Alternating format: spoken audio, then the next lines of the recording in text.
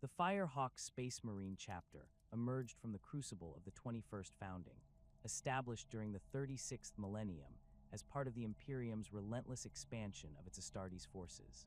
Born from the gene seed of Roboute Guilliman and the Ultramarines lineage, the Firehawks inherited the tactical acumen and organizational discipline that characterized their progenitors, though they would develop their own distinct martial culture over the centuries that followed.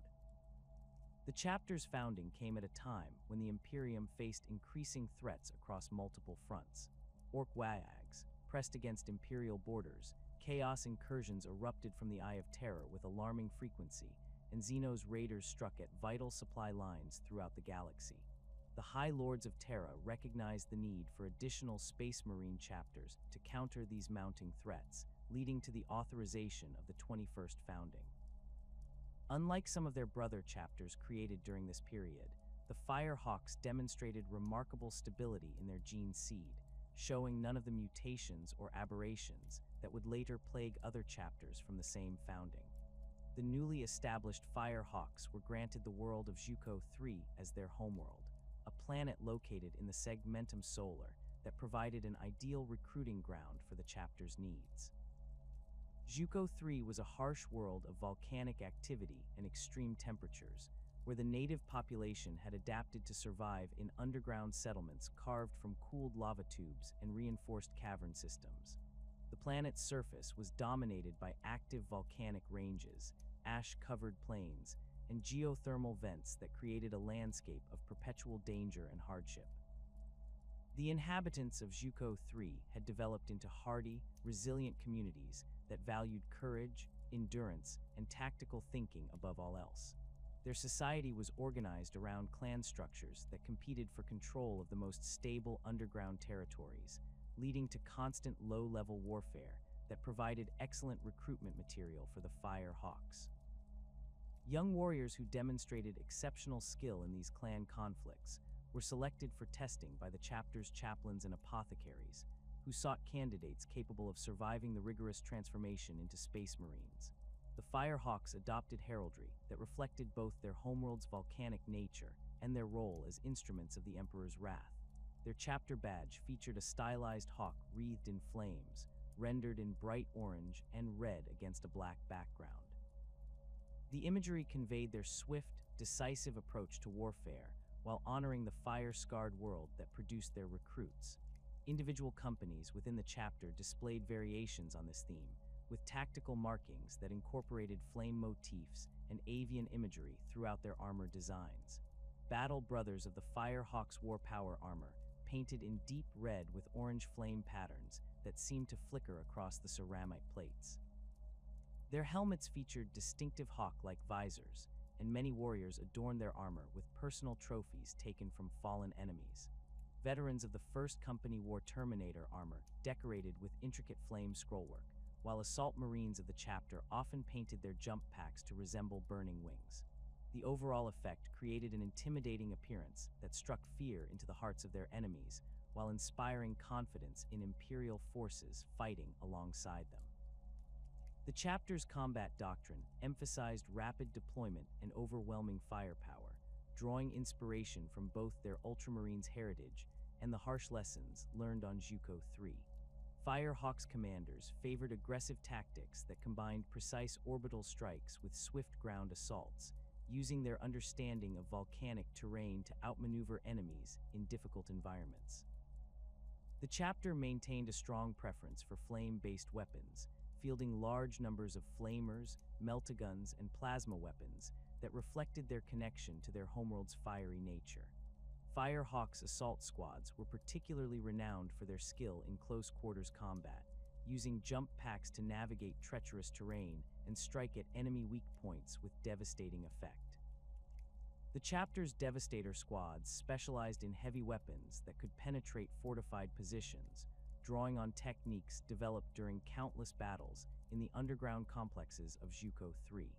Tactical squads were trained to operate independently for extended periods, a necessity given the often isolated nature of their deployment zones and the unpredictable conditions they faced on various battlefields. The chapter's recruitment practices reflected the unique challenges of their homeworld and the specific qualities they sought in potential space marines. Aspirants were typically drawn from the warrior clans of Zuko III during their late adolescence, after they had proven themselves in combat, but before their bodies had fully matured. The selection process involved a series of trials that tested not only physical capability, but also mental resilience, tactical thinking, and the ability to function effectively under extreme stress. Candidates were required to navigate the most dangerous regions of Zuko III's surface, surviving exposure to toxic volcanic gases, extreme heat, and unstable terrain while completing specific objectives assigned by their chapter instructors. Those who succeeded faced additional challenges in the chapter's fortress monastery, built into the caldera of an extinct volcano that served as both a defensive position and a symbolic representation of the Firehawks' mastery over their environment. The fortress monastery itself was a marvel of imperial engineering, incorporating both standard space marine architectural elements and adaptations specific to the volcanic environment. Training facilities were carved directly into volcanic rock, creating chambers where aspirants could practice combat techniques in conditions similar to those they would face in actual warfare. The chapter's armory was housed in reinforced vaults that protected precious weapons and equipment from seismic activity, while the apothecarium included specialized facilities for monitoring the effects of volcanic toxins on human physiology. Throughout their early centuries of service, the Firehawks established an impressive record of victories across multiple theaters of war. Their first major campaign took place in the Carthago system, where a massive Orkwa had overrun 3 imperial worlds and threatened to spill into neighboring sectors. The Firehawks deployed 4 full companies to the conflict, working alongside elements of the Imperial Guard and the Adeptus Mechanicus to contain the greenskin threat. The Carthago campaign demonstrated the Firehawks' tactical flexibility and their ability to adapt quickly to changing battlefield conditions. When initial assaults against Orc strongholds proved ineffective, Chapter Master Cassius Thorn ordered his forces to adopt guerrilla tactics that exploited the volcanic terrain of the contested worlds. Firehawk squads used underground lava tubes to move undetected behind enemy lines, emerging to strike at Orc supply convoys and command posts before disappearing back into the subterranean network. The campaign's decisive moment came during the Battle of Mount Infernus, where the Firehawks launched a coordinated assault against the largest Orc fortress in the system. Using their expertise in volcanic warfare, they triggered a controlled eruption that destroyed the fortress and eliminated thousands of Orcs, while suffering minimal casualties themselves. The victory earned the chapter recognition from the High Lords of Terra and established their reputation as specialists in extreme environment warfare. Subsequent campaigns further enhanced the Firehawks' standing within the Imperial military hierarchy. During the Gehenna Crusade, they spearheaded assaults against Chaos cultist strongholds hidden in asteroid mining facilities, using their experience with underground combat to root out heretics who had established themselves in the most inaccessible locations. The chapter's ability to operate effectively in confined spaces and hazardous environments made them invaluable assets in conflicts where conventional tactics proved inadequate. The Firehawks also distinguished themselves during the Xerian incident, when a Tau expansion fleet attempted to establish a foothold in Imperial space. Chapter Master Thorn led a strike force that infiltrated Tau positions using stealth tactics learned on Zuko III, sabotaging critical infrastructure and eliminating key commanders before launching a full-scale assault. The campaign showcased the chapter's ability to combine traditional space marine tactics with innovative approaches developed through their unique training and experience. Command of the Firehawks rested with Chapter Master Cassius Thorn, a veteran warrior who had risen through the ranks over 3 centuries of service.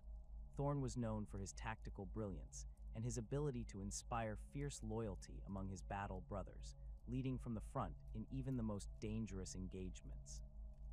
His command style emphasized flexibility and initiative, encouraging company captains to adapt their tactics to local conditions while maintaining overall strategic coherence. Captain Marcus Vex of the Third Company served as one of Thorn's most trusted lieutenants, specializing in assault operations and close-quarters combat. Vex had earned his position through distinguished service during the Carthago campaign, where his tactical innovations had proven crucial to the chapter's success. His company was frequently deployed as the spearhead of Firehawk's operations, using their mobility and firepower to break enemy resistance and create opportunities for follow-up assaults. The chapter's chief librarian, Epistolary Darius Kane, wielded considerable influence within the Firehawk's command structure. Kane's psychic abilities had proven invaluable during numerous campaigns, allowing him to detect enemy ambushes, communicate across vast distances, and provide tactical intelligence that gave the chapter significant advantages in combat. His mastery of pyromantic disciplines complemented the Firehawk's flame-based combat doctrine, enabling him to unleash devastating attacks that could incinerate entire enemy formations. Master of the Forged Techmarine Lucius, Varro oversaw the chapter's equipment and vehicles, ensuring that their weapons and armor remained in peak condition despite the harsh environments where they typically operated. Varro had developed numerous modifications to standard Space Marine equipment, adapting it for use in volcanic and other extreme conditions. His innovations included heat-resistant seals for power armor, specialized ammunition designed to function in high-temperature environments, and vehicle modifications that allowed Firehawk's armor to operate effectively on unstable terrain. The Firehawks maintained cordial relationships with other Imperial forces, earning respect for their professionalism and combat effectiveness. Imperial Guard regiments frequently requested Firehawk's support for operations in difficult terrain, knowing that the chapter's expertise could prove decisive in challenging environments. The Adeptus Mechanicus valued their partnership with the Firehawks, particularly appreciating the chapter's careful maintenance of their equipment and their willingness to field test new weapons and technologies. Relations with other Space Marine chapters were generally positive, though the Firehawks' independent streak sometimes created friction with more traditional chapters. Their willingness to adapt established tactics to local conditions occasionally drew criticism from chapters that adhered more strictly to the Codex Astartes, but their consistent success in combat generally silenced such concerns. The Firehawks participated in several joint operations with other chapters, demonstrating their ability to coordinate effectively with different combat doctrines and command structures. The chapter's recruitment and training programs continued to evolve throughout their service, incorporating lessons learned from each campaign and adapting to changing threats across the galaxy. Firehawk's Battle Brothers developed expertise in a wide range of specialized warfare techniques, from void combat operations to urban warfare in hive cities. This versatility made them valuable assets for Imperial commanders facing unconventional threats or operating in environments where standard tactics proved insufficient. The Firehawks' fateful journey toward the Crow's World campaign began during the closing years of the 40th millennium, when Imperial forces across the galaxy faced mounting pressure from multiple threats.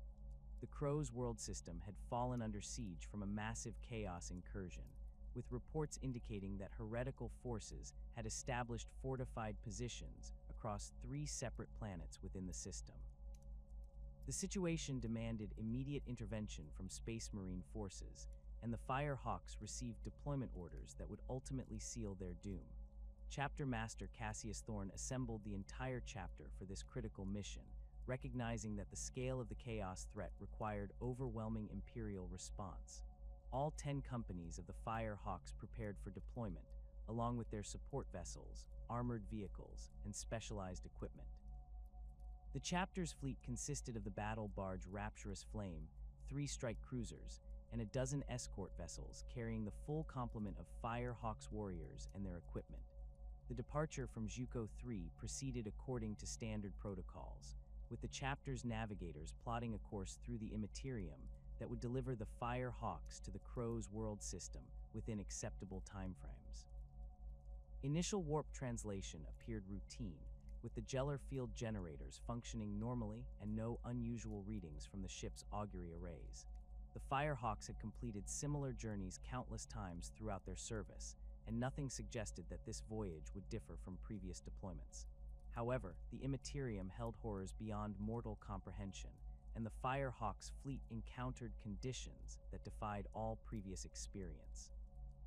Approximately 72 hours into their warp journey, the fleet's navigators detected massive disturbances in the local warp currents, indicating the presence of a phenomenon far beyond normal warp weather patterns.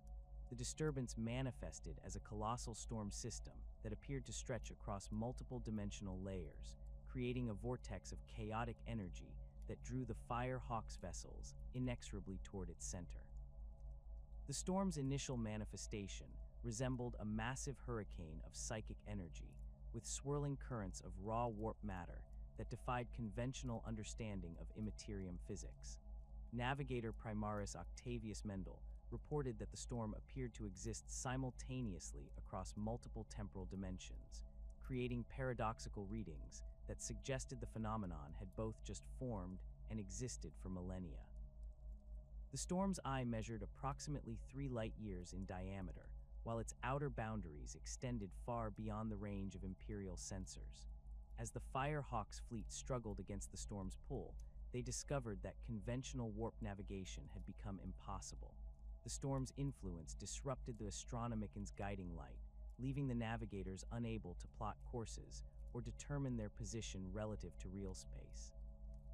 Attempts to translate back to normal space failed repeatedly, as the storm's gravitational effects appeared to anchor the fleet within the Immaterium, regardless of their efforts to escape.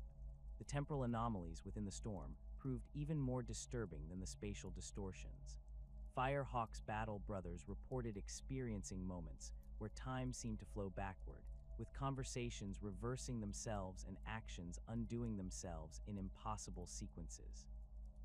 Other areas of the fleet experienced accelerated time flow, where minutes passed like hours and routine maintenance tasks became grueling ordeals that seemed to stretch for days. Chief Librarian Darius Kane detected massive psychic disturbances throughout the storm system, with readings that suggested the presence of entities and forces that existed beyond normal dimensional boundaries.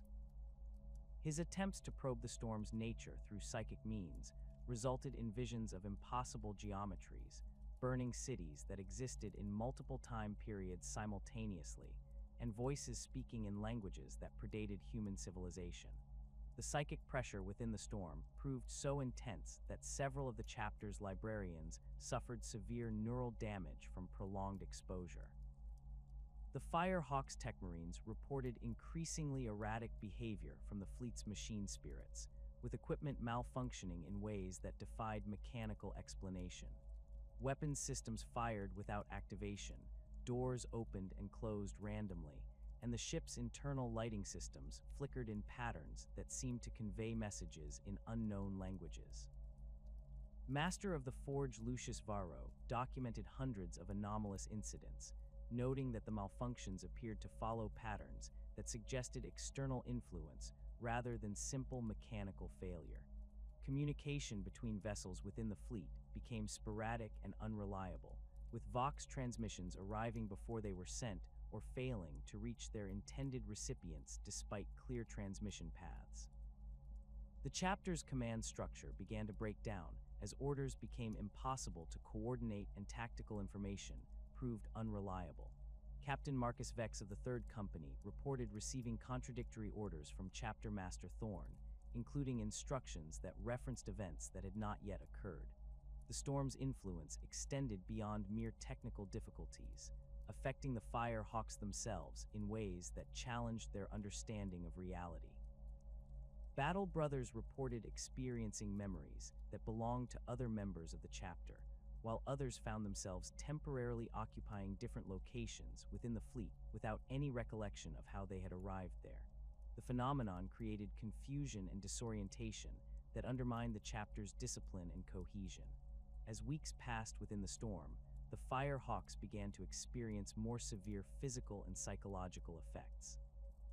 The warp's chaotic energies seeped through the Gellar fields despite their apparent functionality, exposing the Space Marines to mutations and transformations that defied their genetic conditioning.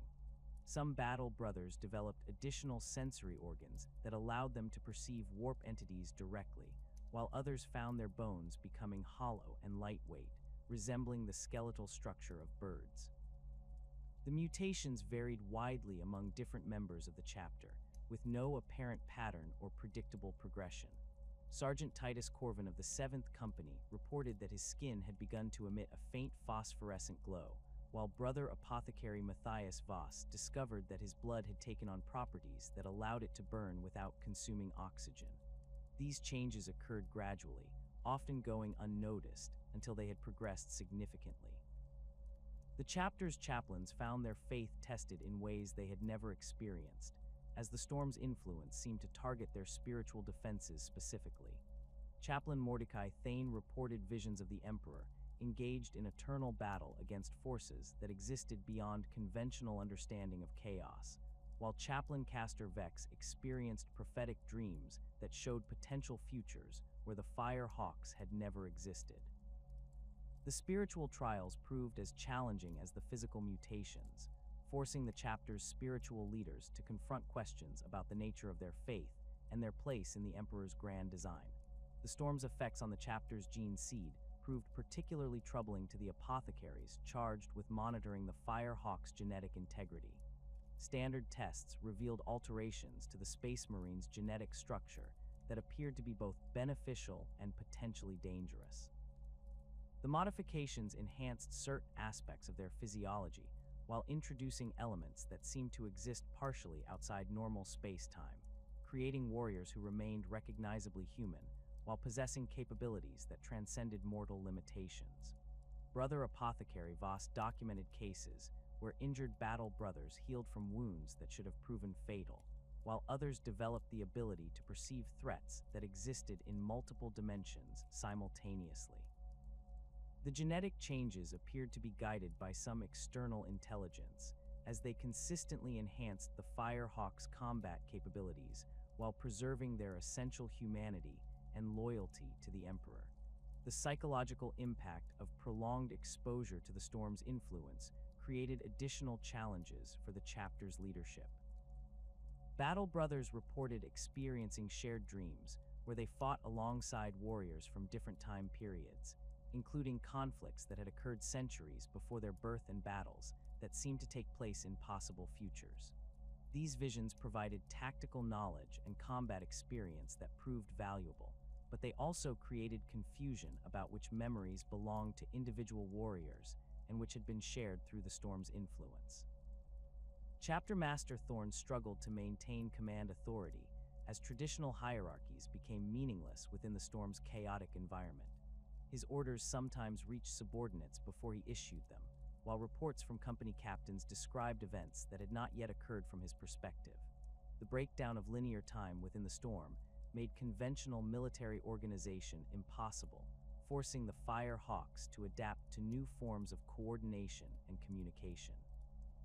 The storm's influence appeared to be reshaping the Fire Hawks according to some predetermined pattern, with changes that suggested divine intervention rather than random mutation. The transformations consistently enhanced their combat effectiveness while preserving their loyalty to the Emperor and their dedication to protecting humanity. This pattern led many within the chapter to believe that they were experiencing a form of divine trial, with the Emperor himself guiding their transformation through the storm's chaotic energies. Librarian Kane's psychic investigations revealed that the storm contained echoes of prayers and battle cries from across the galaxy, suggesting that it might be connected to the collective faith of Imperial citizens. His visions showed the Emperor as a figure of blazing light who stood at the storm's center, directing its energies toward purposes that transcended mortal understanding. These revelations provided hope that the Firehawk's suffering served a greater purpose in the Emperor's eternal war against the forces of chaos. The transformation process accelerated as the chapter spent more time within the storm, with changes that affected not only their physical forms, but their fundamental nature as Space Marines. Their power armor began to fuse with their bodies, creating a seamless integration of flesh and ceramite that enhanced their protection while allowing for greater mobility and responsiveness.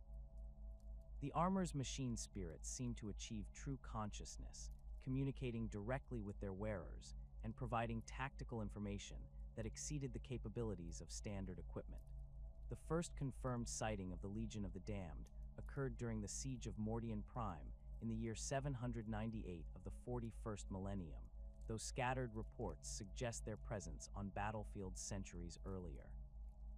Imperial Guard Colonel Vance Mortarion of the 15th Mortarion Iron Guard documented the initial encounter in his personal war journal, describing spectral warriors who materialized from the smoke and flames of a burning manufactorum complex during the height of a Chaos Space Marine assault. The apparitions wore power armor that bore resemblance to standard Astartes equipment, yet their forms flickered between solid matter and translucent energy, creating an unsettling visual effect that defied conventional understanding of physical laws. Colonel Mortarion's account described warriors whose armor appeared to be constructed from ceramite that had been subjected to intense heat, creating a blackened, scorched appearance that suggested prolonged exposure to flame. The spectral figures moved with the disciplined precision of space marines, yet their forms seemed to phase in and out of reality, becoming translucent when enemy weapons' fire passed through them harmlessly. Their bolters discharged rounds that struck with devastating effect against Chaos Marines, penetrating power armor that had deflected conventional Imperial weapons throughout the engagement. The manifestation lasted approximately 47 minutes, during which the ghostly warriors systematically eliminated an entire warband of Word-Bearer's Chaos Space Marines who had been advancing toward critical Imperial positions. Surviving members of the Iron Guard reported that the spectral figures communicated through gestures and tactical movements rather than Vox transmissions, coordinating their assault with supernatural precision that suggested shared consciousness or telepathic communication. When the last Chaos Marine fell, the mysterious warriors simply faded from view, leaving behind only the acrid scent of burning promethium and scattered enemy corpses. Subsequent sightings across the galaxy revealed consistent patterns in the Legion's manifestations, with Imperial forces reporting their appearance during moments of desperate need when conventional reinforcements remained unavailable. The Battle of Hive Tertius on Armageddon provided detailed documentation of their combat capabilities, as Commissar Helena Voss of the Armageddon Steel Legion observed the spectral warriors engaging Orc forces in close-quarters combat. Her report noted that the ghostly figures wielded chainswords that appeared to burn with internal fire, cutting through Orc flesh and bone with supernatural efficiency, while their power armor deflected return attacks that should have caused significant damage. The Legion's most distinctive characteristic involved their ability to phase through solid matter at will, allowing them to bypass enemy fortifications and appear directly within hostile positions. During the defense of Cadia's Gate, Captain Lysander of the Imperial Fists witnessed spectral warriors emerging from solid rockcrete walls to engage Chaos cultists who had taken shelter in reinforced bunkers. The ghostly figures moved through the fortifications as though they were composed of mist, yet their weapons and attacks affected physical matter with devastating results. This selective interaction with reality suggested control over their corporeal state that transcended normal understanding of warp phenomena. Imperial tech marines who examined battlefields following Legion appearances discovered evidence of their supernatural resilience through analysis of enemy weapon impacts. Plasma burns, melta damage, and explosive fragmentation patterns indicated that conventional weapons had struck the spectral warriors directly, yet no corresponding damage appeared on their armor or forms. Techmarine Caster Vex of the Crimson Fists documented instances where las cannon beams passed completely through Legion warriors without effect, while their return fire eliminated enemy heavy weapons teams with precision that suggested unimpaired targeting capabilities. The Legion's appearance defied conventional understanding of Space Marine physiology and equipment. Their power armor retained the basic design elements of Astartes war gear, including shoulder pauldrons, chest plastrons, and helm configurations that suggested adherence to Codex Astartes patterns. However, the armor's surface appeared to be consumed by flames that never diminished or spread to surrounding materials. The fire created a corona effect around each warrior, casting dancing shadows that moved independently of the figures themselves, and creating an aura of supernatural dread that affected both allies and enemies. Beneath their helmets, glimpses of skeletal features became visible through damaged or removed faceplates, revealing eye sockets that burned with the same otherworldly flames that consumed their armor. The skeletal appearance extended throughout their forms, with gaps in their armor revealing bones that glowed with internal fire rather than flesh and muscle. This transformation suggested that the Legion existed in a state between life and death, retaining their warrior capabilities while transcending the physical limitations of mortal flesh. The flames that perpetually consumed the Legion's forms demonstrated properties that defied conventional understanding of combustion. Imperial Guard Sergeant Marcus, Thorn of the Cadian 47th, reported that the fire produced no heat that could be felt at close range, yet it provided illumination that pierced through darkness and smoke with supernatural clarity. The flames appeared to respond to the warriors' emotional states and combat intensity, burning brighter during moments of fierce engagement, while dimming to barely visible embers during periods of tactical observation. Regimental Commissar Darius Kane documented the psychological impact of fighting alongside the Legion during the Purge of Hive Malevolus, noting that Imperial forces experienced a mixture of inspiration and unease when the spectral warriors appeared. The Legion's presence bolstered Imperial morale through their obvious dedication to the Emperor's cause, yet their otherworldly nature created an atmosphere of supernatural dread that reminded mortal soldiers of their own mortality. This dual effect proved tactically valuable, as Imperial forces fought with enhanced determination, while enemy forces frequently broke and fled when confronted by the ghostly warriors. The Legion's combat doctrine demonstrated clear adherence to Codex Astartes principles, with tactical formations and engagement patterns that suggested extensive Space Marine training and experience. Their squads maintained proper spacing and fire discipline, utilized cover effectively, and coordinated combined arms tactics that integrated heavy weapons support with assault elements. However, their supernatural abilities allowed them to execute maneuvers impossible for conventional forces, including flanking attacks through solid barriers and vertical assaults that ignored gravitational constraints. Captain Mordecai Voss of the Ultramarines observed Legion warriors during the Battle of Thracia Prime, documenting their use of standard Space Marine weapons and equipment despite their spectral nature. Their bolters functioned normally, producing muzzle flash and ejecting spent casings, while their chainswords generated the familiar whining sound of motorized teeth cutting through armor and flesh. The normalcy of their equipment contrasted sharply with their supernatural appearance, creating a paradox that suggested they retained connection to their former existence as conventional Space Marines. The Legion's tactical flexibility became apparent during extended engagements where Imperial forces could observe their adaptation to changing battlefield conditions.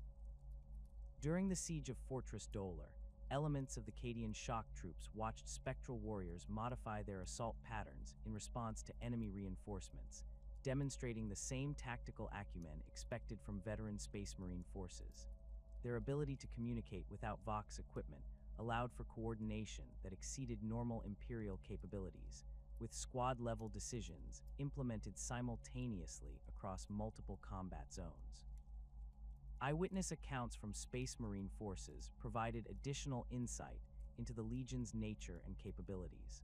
Brother Sergeant Lucius Corvin of the Imperial Fists reported that the spectral warriors recognized and acknowledged conventional Space Marines during joint operations, suggesting retained memory and brotherhood despite their transformed state.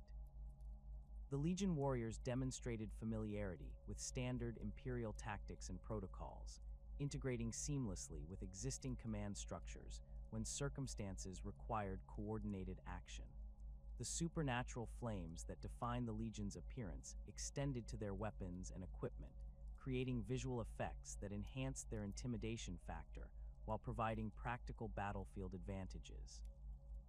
Their bolter rounds appeared to burn with the same otherworldly fire, creating tracer effects that allowed for accurate targeting in low visibility conditions. Explosive impacts from their weapons produced flame patterns that persisted longer than conventional munitions, creating area denial effects that channeled enemy movement into predetermined kill zones. Medical personnel who treated Imperial forces following Legion appearances reported unusual phenomena that suggested the spectral warrior's influence extended beyond direct combat engagement. Wounded soldiers who had been near Legion positions during battle showed accelerated healing rates and reduced infection risks, as though exposure to the supernatural flames provided protective benefits. Field medic Sarah Voss of the Mortarion Iron Guard documented cases where soldiers with severe injuries recovered completely after brief contact with Legion warriors, though the mechanism for this healing remained unexplained. The Legion's manifestations followed patterns that suggested conscious selection of battlefield appearances rather than random supernatural phenomena. Analysis of engagement records revealed that they appeared most frequently during situations where Imperial forces faced overwhelming odds or encountered threats that exceeded conventional military capabilities. Their interventions typically occurred at critical moments when Imperial defeat seemed inevitable, suggesting awareness of tactical situations and deliberate timing of their assistance. Inquisitor Marcus Thane of the Ordo Malleus conducted extensive investigations into Legion sightings, compiling testimonies from hundreds of Imperial personnel across multiple sectors. His research revealed consistent descriptions of their appearance and capabilities, despite the witnesses having no contact with each other or access to previous reports. The consistency of these accounts suggested that the Legion represented a genuine phenomenon rather than mass hallucination or propaganda fabrication. The spectral warriors' interaction with enemy forces demonstrated selective targeting that focused on threats to Imperial personnel and objectives. During the Battle of Hive Secundus, the Legion ignored fleeing civilian populations while systematically eliminating Chaos cultists and their alien allies. This discrimination suggested retained moral judgment and adherence to Imperial values, reinforcing theories that they represented transformed space marines rather than random warp entities. Their ability to appear and disappear at will created tactical advantages that conventional forces could not replicate, allowing for surprise attacks and strategic withdrawals that maximized their combat effectiveness while minimizing exposure to enemy retaliation.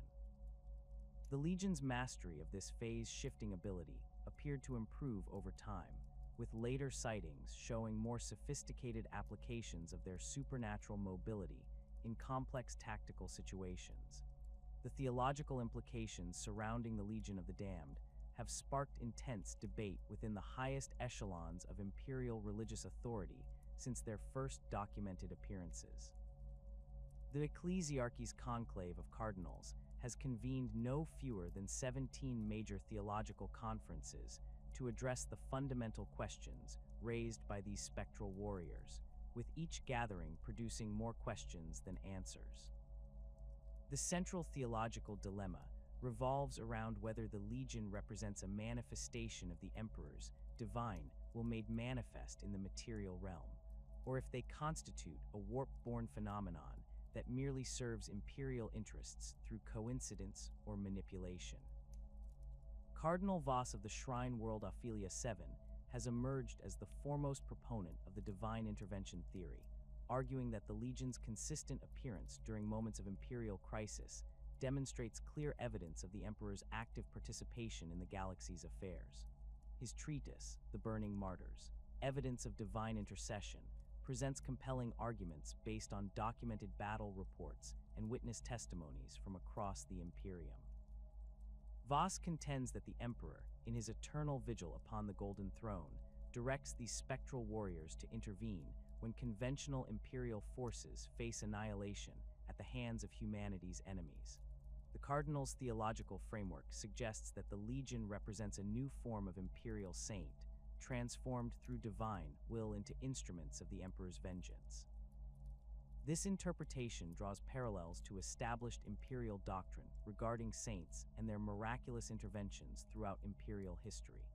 According to Voss's analysis, the Legion's supernatural abilities mirror those attributed to canonized saints, including their apparent immunity to conventional weapons, their ability to phase through solid matter, and their unerring dedication to protecting imperial forces from destruction. However, this interpretation faces significant challenges from more conservative theological authorities within the ecclesiarchy. Cardinal Thane of the Cathedral World Dimmer has published extensive counter-arguments, questioning whether the Legion's manifestations truly represent divine intervention or constitute a more dangerous phenomenon that merely appears beneficial to imperial interests. His concerns center on the Legion's obvious connections to warp energy and their skeletal, flame-wreathed appearance, which bears uncomfortable similarities to descriptions of demon entities found in prohibited texts within the Ordo Malleus archives. The debate has intensified following detailed analysis of the Legion's combat patterns and tactical doctrine by imperial military theologians.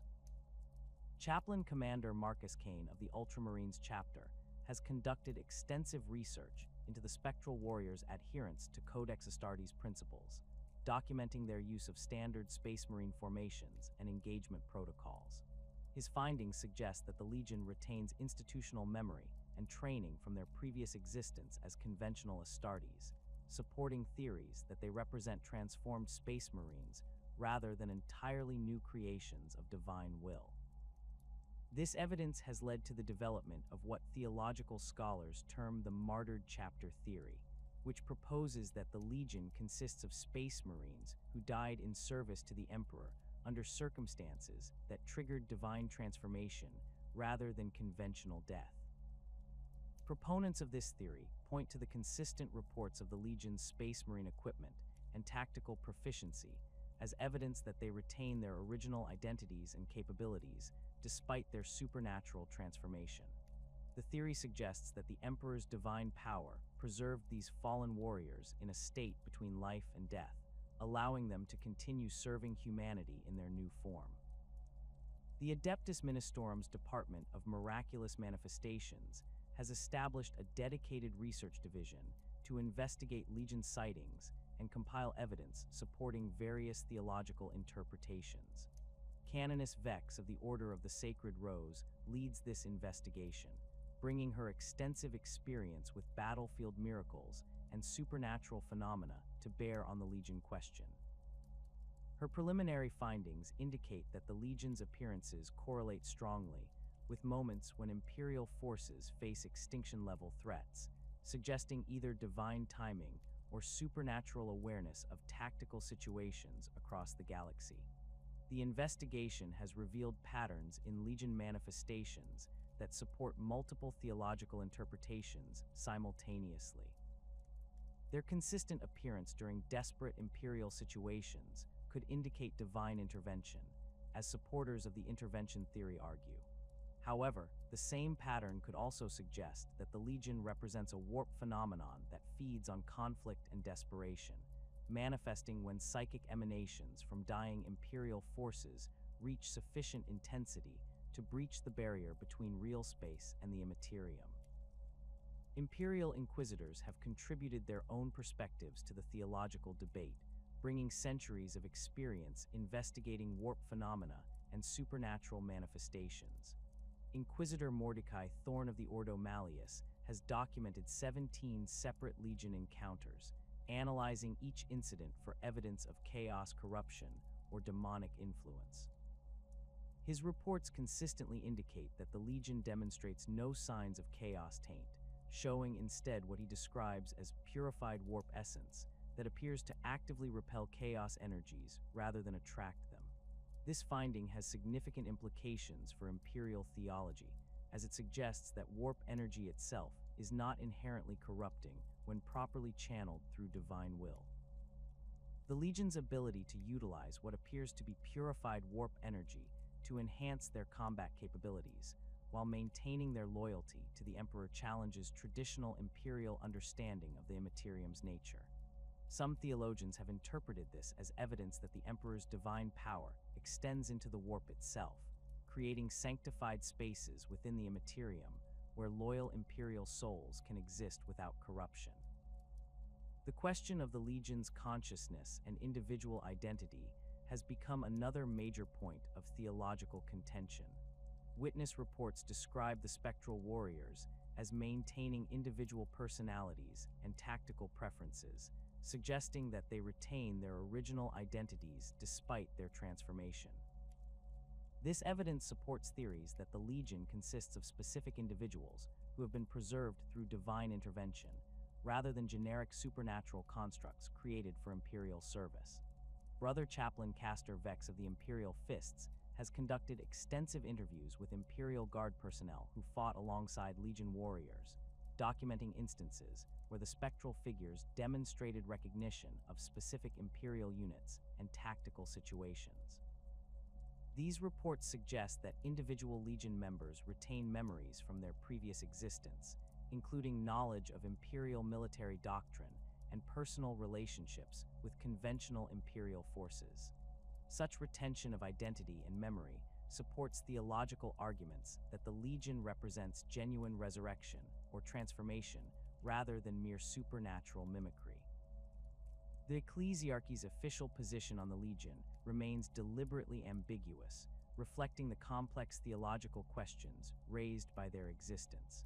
The decree theological issued by the Synod of Cardinals acknowledges the Legion as warriors blessed by the Emperor's divine grace, while avoiding specific doctrinal statements about their nature or origin. This careful wording allows individual Imperial commanders to interpret Legion appearances according to their personal theological beliefs, while maintaining overall Imperial unity on the question of their loyalty and beneficial nature. However, this official ambiguity has created practical challenges for Imperial forces encountering the Legion in combat situations.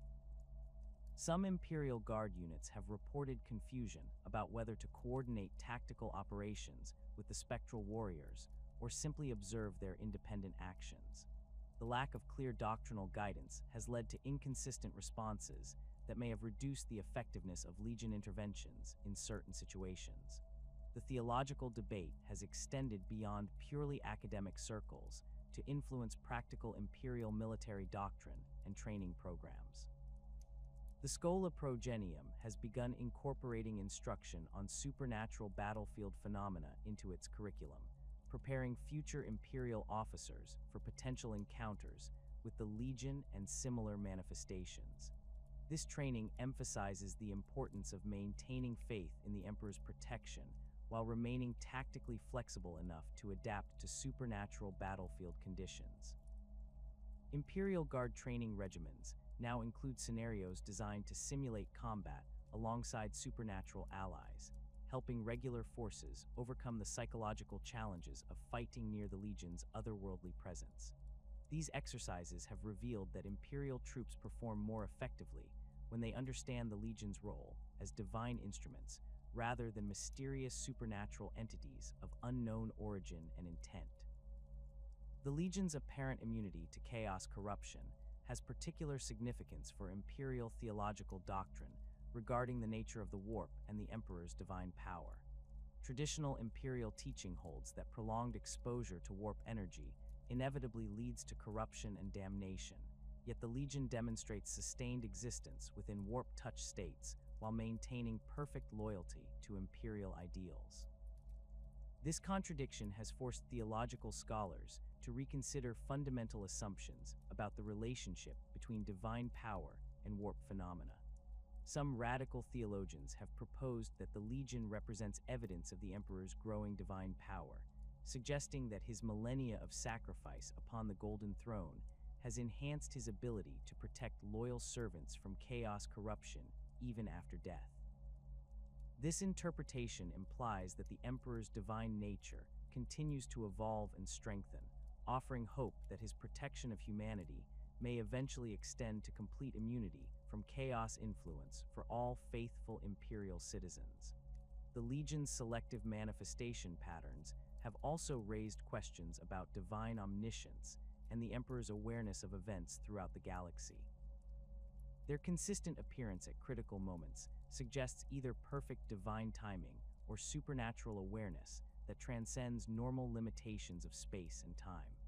Theological scholars debate whether this indicates that the Emperor possesses complete knowledge of all imperial military situations, or if the Legion themselves possess supernatural awareness that allows them to identify critical intervention points independently.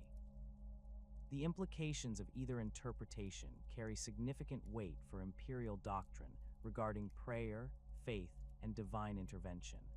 If the Emperor directly controls Legion manifestations, it suggests that fervent prayer and faith may influence the likelihood of divine assistance during desperate situations.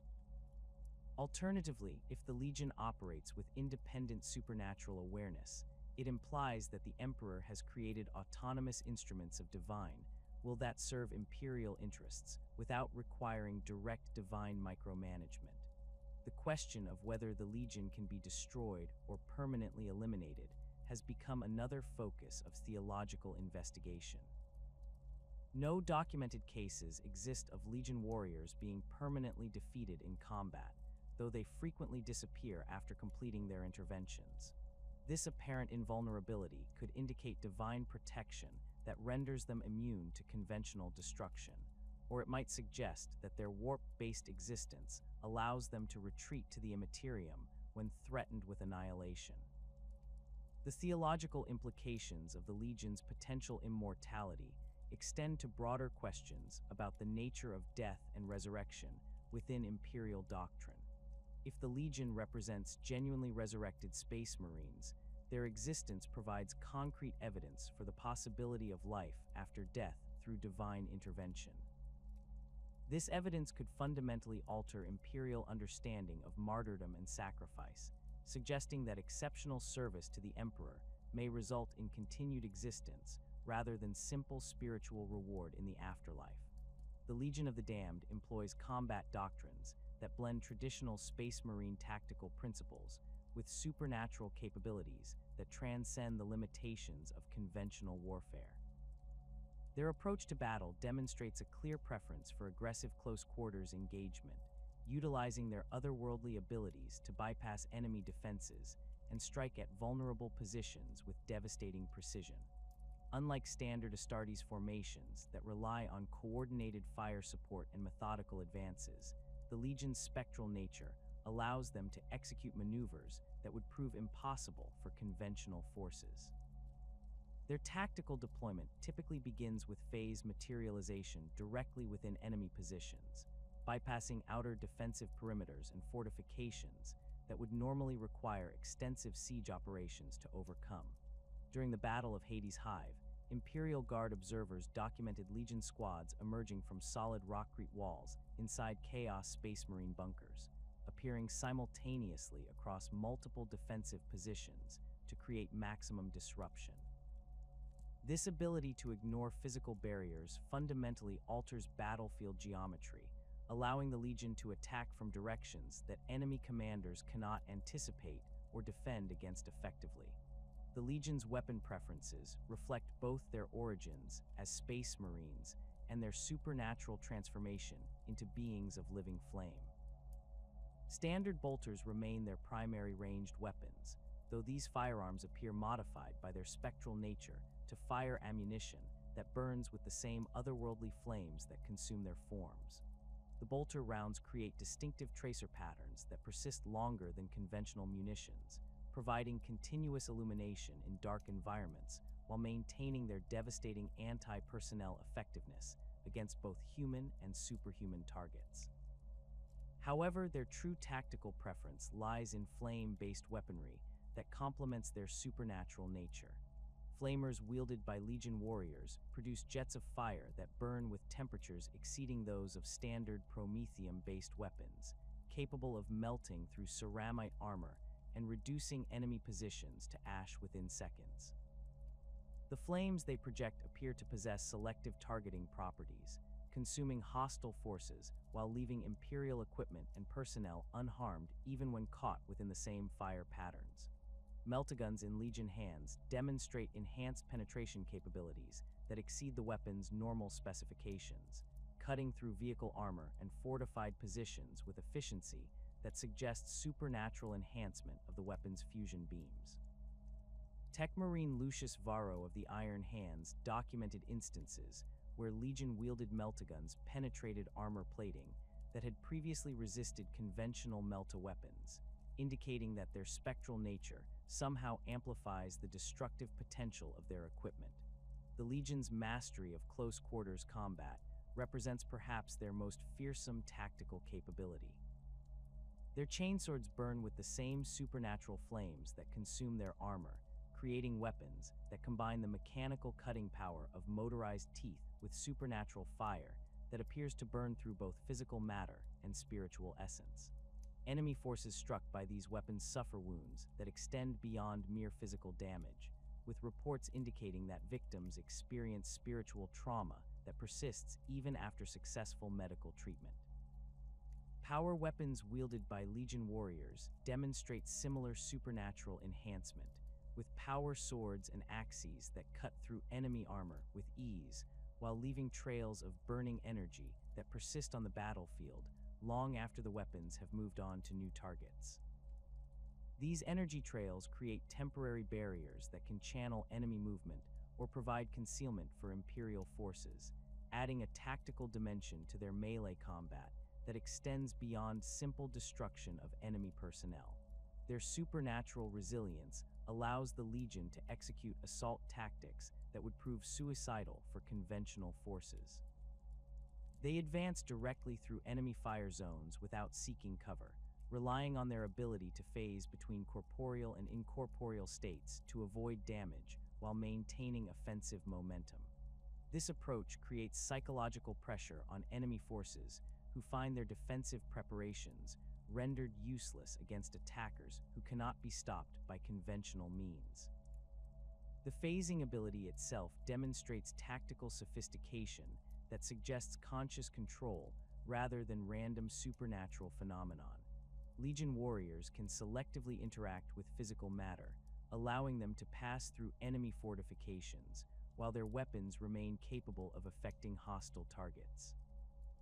During the siege of Mortarion Gate, observers noted Legion warriors walking through solid blast doors, while simultaneously firing their weapons at defenders on the other side, creating a tactical advantage that conventional forces could never achieve.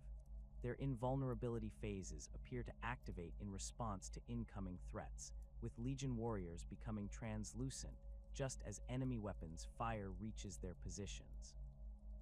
The timing of these defensive phases suggests either supernatural awareness of incoming attacks or reflexes that operate faster than human perception can follow.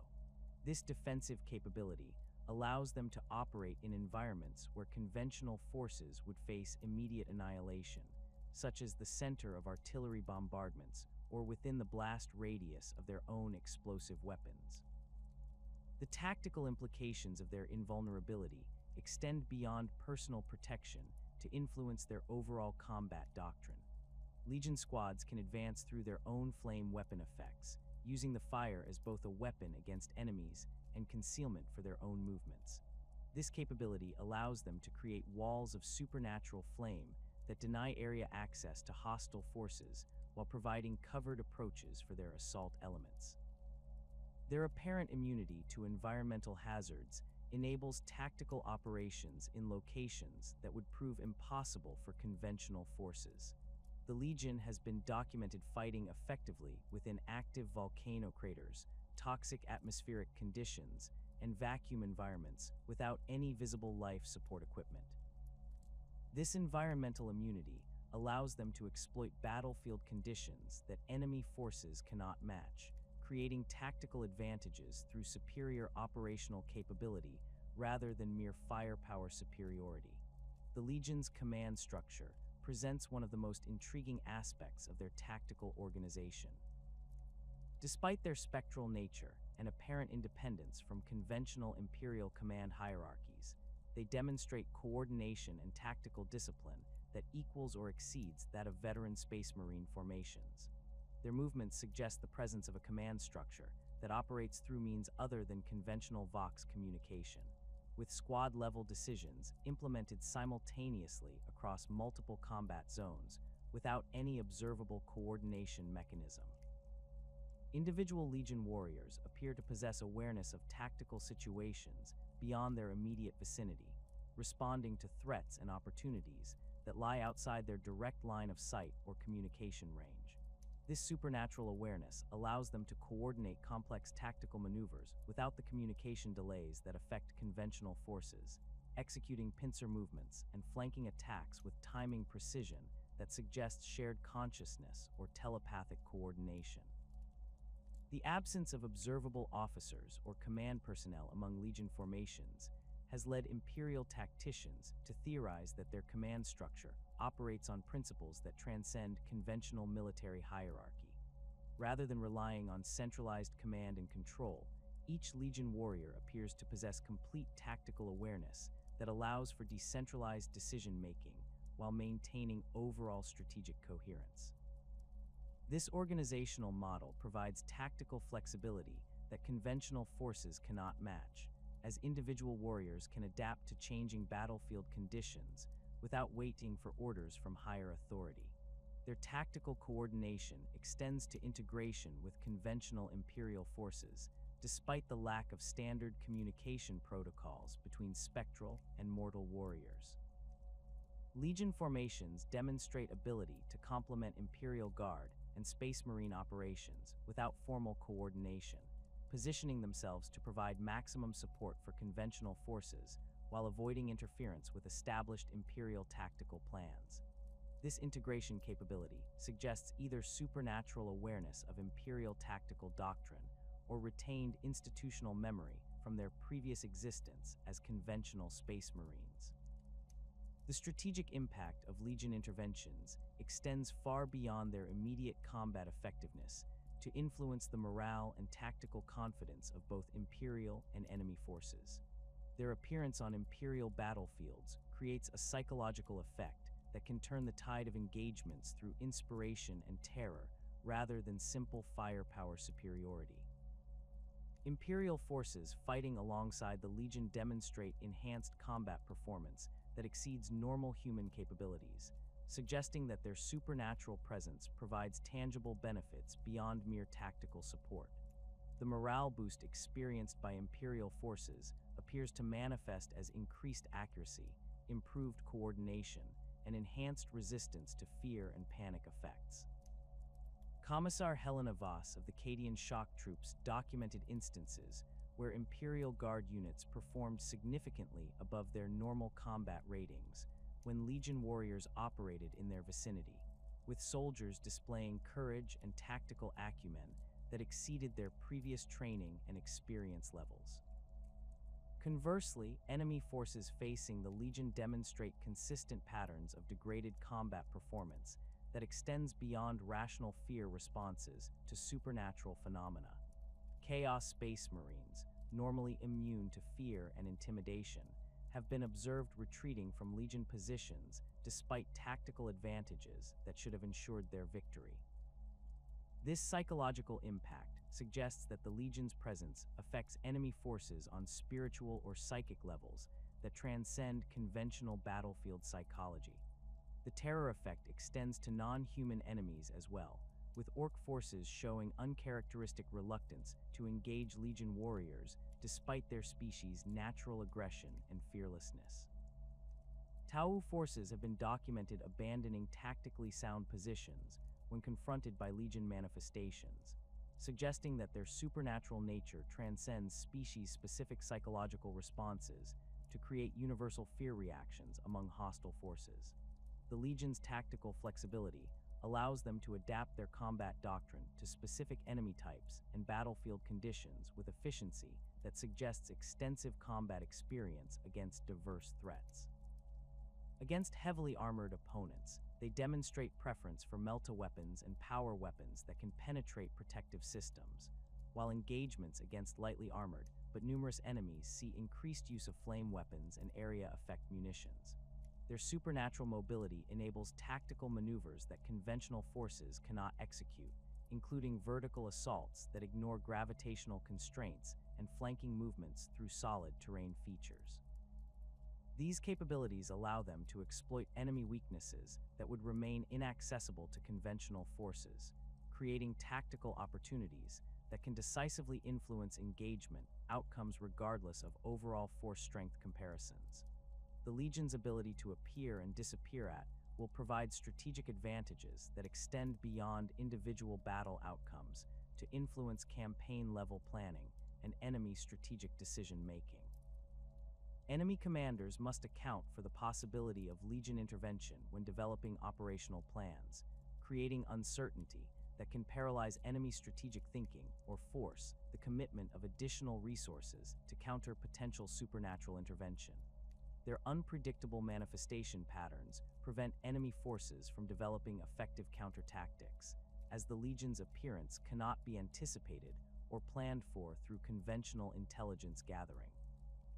This tactical unpredictability forces enemy commanders to maintain defensive preparations against supernatural assault even when no intelligence suggests Legion presence in their operational area, creating resource allocation challenges that can weaken overall enemy combat effectiveness. The cumulative effect of repeated Legion interventions has begun to influence Imperial tactical doctrine and training programs, with military academies incorporating instruction on supernatural battlefield phenomena and coordination with non-conventional allied forces. These doctrinal changes reflect recognition that the Legion represents a permanent addition to Imperial military capabilities, rather than a temporary supernatural phenomenon that can be ignored in long-term strategic planning. The weaponry wielded by the Legion of the Damned defies conventional understanding of Imperial armaments, existing in a state that bridges the gap between physical reality and supernatural manifestation. Their bolters retain the familiar profile of standard Astartes weapons, yet close examination reveals modifications that extend beyond mere battle damage or wear patterns. The metal surfaces appear to have been subjected to temperatures that should have rendered the weapons inoperable, creating a blackened, heat-scarred finish that covers every component from barrel to stock. Despite this apparent thermal damage, the weapons function with reliability that exceeds factory specifications, suggesting that their supernatural transformation has enhanced rather than degraded their mechanical properties. The bolter rounds fired by Legion warriors demonstrate properties that distinguish them from standard mass reactive ammunition. Each shell appears to burn with the same otherworldly flames that consume the warriors themselves, creating distinctive tracer patterns that persist in the air long after the projectile has struck its target. The burning effect extends beyond visual spectacle to provide practical battlefield advantages, as the persistent flame trails allow for accurate fire correction in low visibility conditions while creating psychological pressure on enemy forces who witness the supernatural ammunition effects. Impact analysis conducted by Imperial Tech Marines reveals that Legion bolter rounds penetrate armor with efficiency that exceeds the theoretical maximum for standard bolt ammunition. The supernatural flames appear to weaken molecular bonds in target materials, allowing the mass reactive tips to achieve penetration against ceramite plating that would normally deflect conventional rounds. The explosive charges within the shells detonate with enhanced force, creating internal damage patterns that suggest the supernatural fire continues burning within the target after initial impact. The chain weapons favored by Legion close combat specialists represent perhaps the most visually striking example of their supernatural armament enhancement. Chainswords wielded by the spectral warriors burn with constant flames that engulf the entire weapon from grip to tip, yet the fire never consumes the weapon itself or interferes with the mechanical operation of the motorized cutting teeth. The flames appear to enhance the weapon's cutting capability, with the supernatural fire weakening target materials ahead of the physical teeth to create cuts that slice through power armor with minimal resistance. The motorized components of Legion chainswords operate without the characteristic whining sound produced by conventional chain weapons, instead generating a low harmonic resonance that creates an unsettling audio signature on the battlefield. This altered acoustic profile appears to result from the supernatural flames affecting the weapon's mechanical operation, creating resonance patterns that enhance the psychological impact of their close combat assaults while maintaining the weapon's fundamental cutting effectiveness. Power weapons in Legion hands demonstrate amplification effects that suggest their supernatural nature enhances the disruptor field generators beyond normal operational parameters. Power swords wielded by spectral warriors project energy fields that extend several centimeters beyond the physical blade, creating an expanded cutting surface that can sever multiple targets with a single strike. The enhanced disruptor fields maintain stability despite the increased projection distance, indicating that the Legion's supernatural essence provides additional power to sustain the expanded energy envelope. The characteristic crackling discharge of power weapon energy fields takes on different visual properties when enhanced by Legion's supernatural influence. Rather than the typical blue-white electrical arcing of standard power weapons, Legion power swords generate flame-like energy patterns that mirror the fire consuming their armor. These flame-pattern disruptor fields appear to cause additional spiritual trauma to targets beyond the physical damage inflicted by the weapon, with enemy survivors reporting persistent psychological effects that extend far beyond normal combat stress responses. Melta weapons employed by Legion warriors achieve fusion temperatures that exceed the operational specifications of standard Imperial Melta technology. The superheated beams projected by their meltaguns cut through vehicle armor and fortified positions with efficiency that suggests the supernatural flames somehow amplify the weapon's fusion reaction. Target materials exposed to Legion Melta fire show molecular disruption patterns that indicate temperatures approaching those found in stellar cores, far beyond what conventional Melta technology can achieve. The enhanced Melta effects extend to the weapon's operational range, with Legion Meltaguns maintaining lethal effectiveness at distances where standard Melta weapons would produce only minor heating effects. This extended range capability allows Legion warriors to engage armored targets from positions that would normally require closer approach, providing tactical flexibility that enhances their assault capabilities while reducing exposure to enemy return fire. Plasma weapons in Legion arsenals demonstrate stability characteristics that eliminate the overheating problems that plague conventional Imperial plasma technology. The containment fields that shape and direct plasma bolts appear to benefit from supernatural reinforcement that prevents the catastrophic containment failures that make standard plasma weapons dangerous to their operators. Legion plasma guns fire continuously without the cooling periods required by conventional models, maintaining sustained rates of fire that would destroy normal plasma weapons within minutes.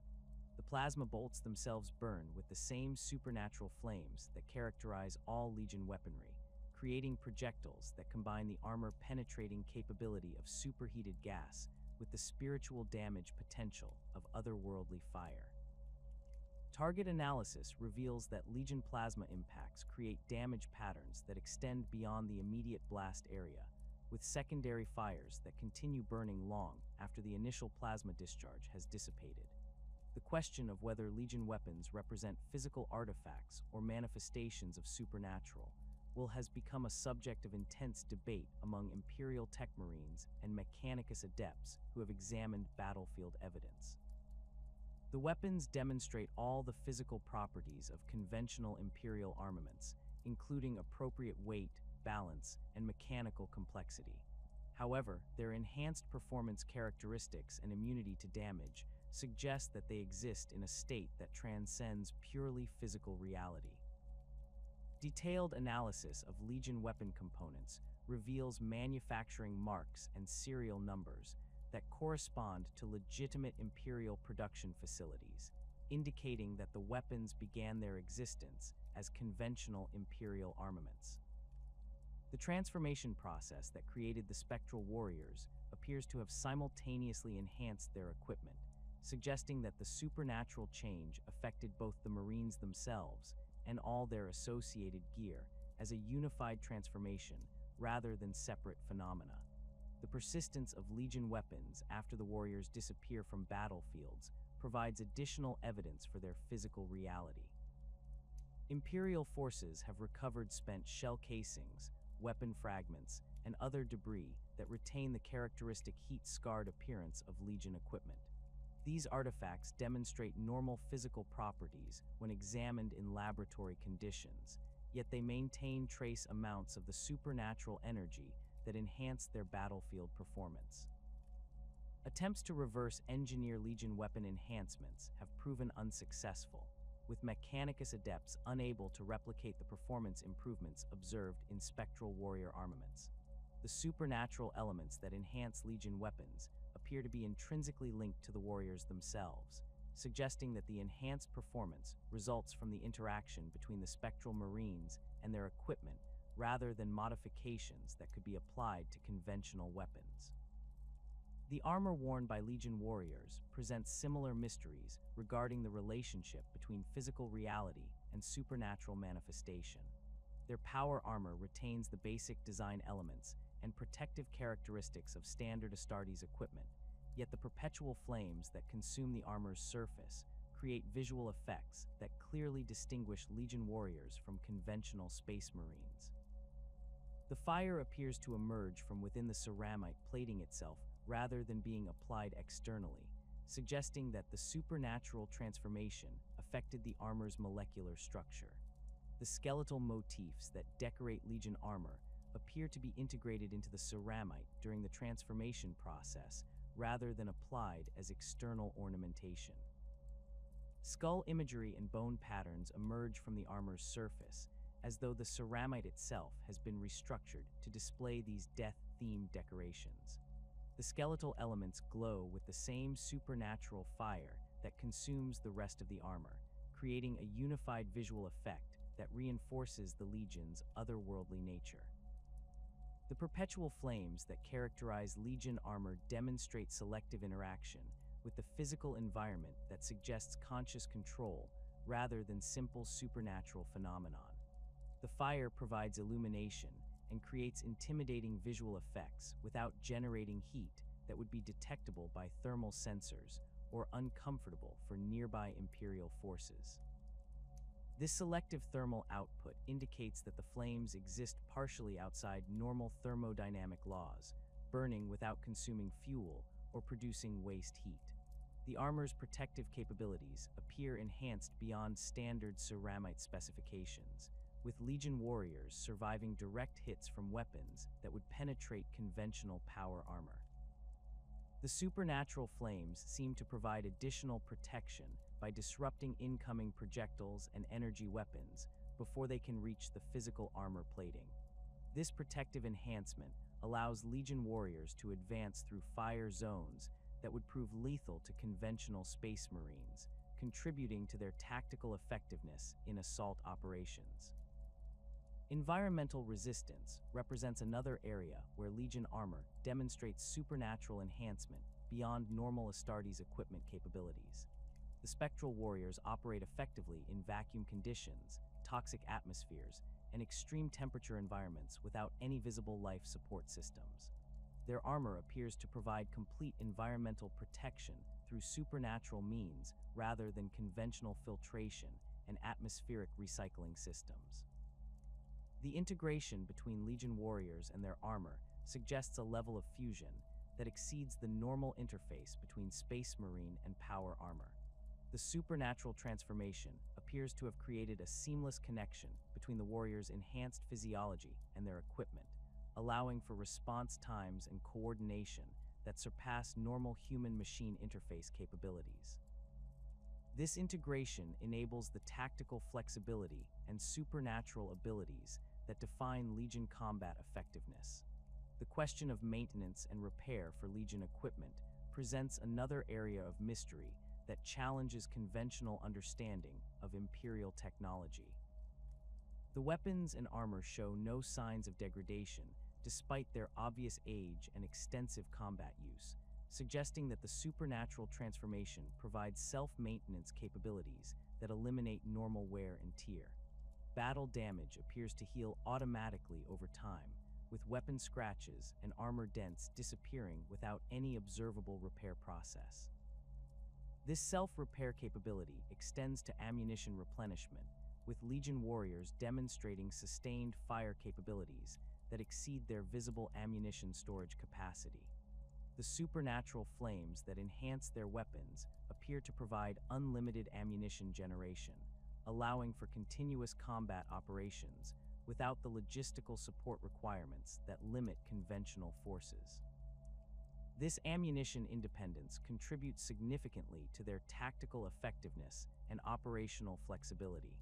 The spiritual significance of Legion weaponry extends beyond mere combat effectiveness to encompass symbolic representation of their role as instruments of divine vengeance.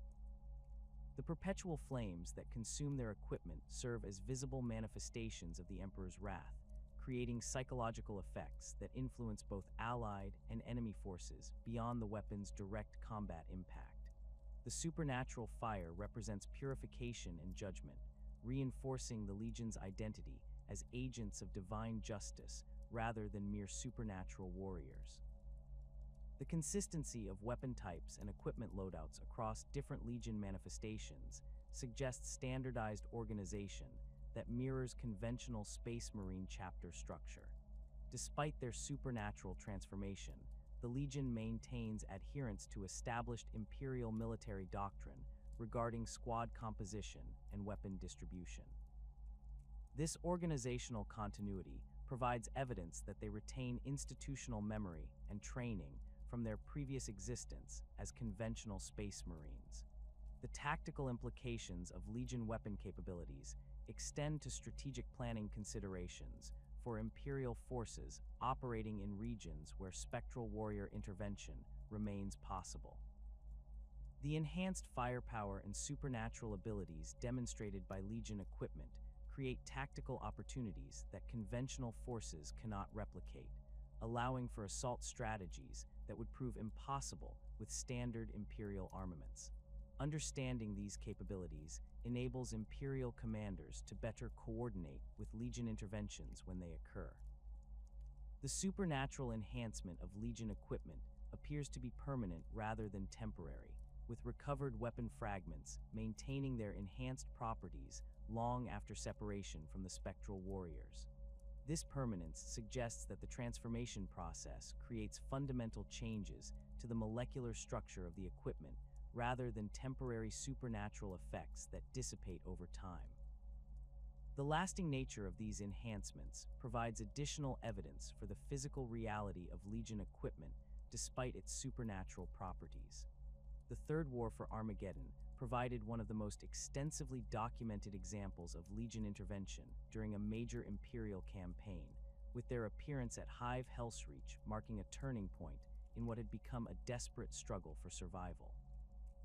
The massive Orc-Wa led by Gaz-Kul Mag Uruk-Thraka had swept across Armageddon's surface with unprecedented ferocity, overwhelming Imperial defenses and threatening to capture the critical industrial complexes that supplied the sector's war machine.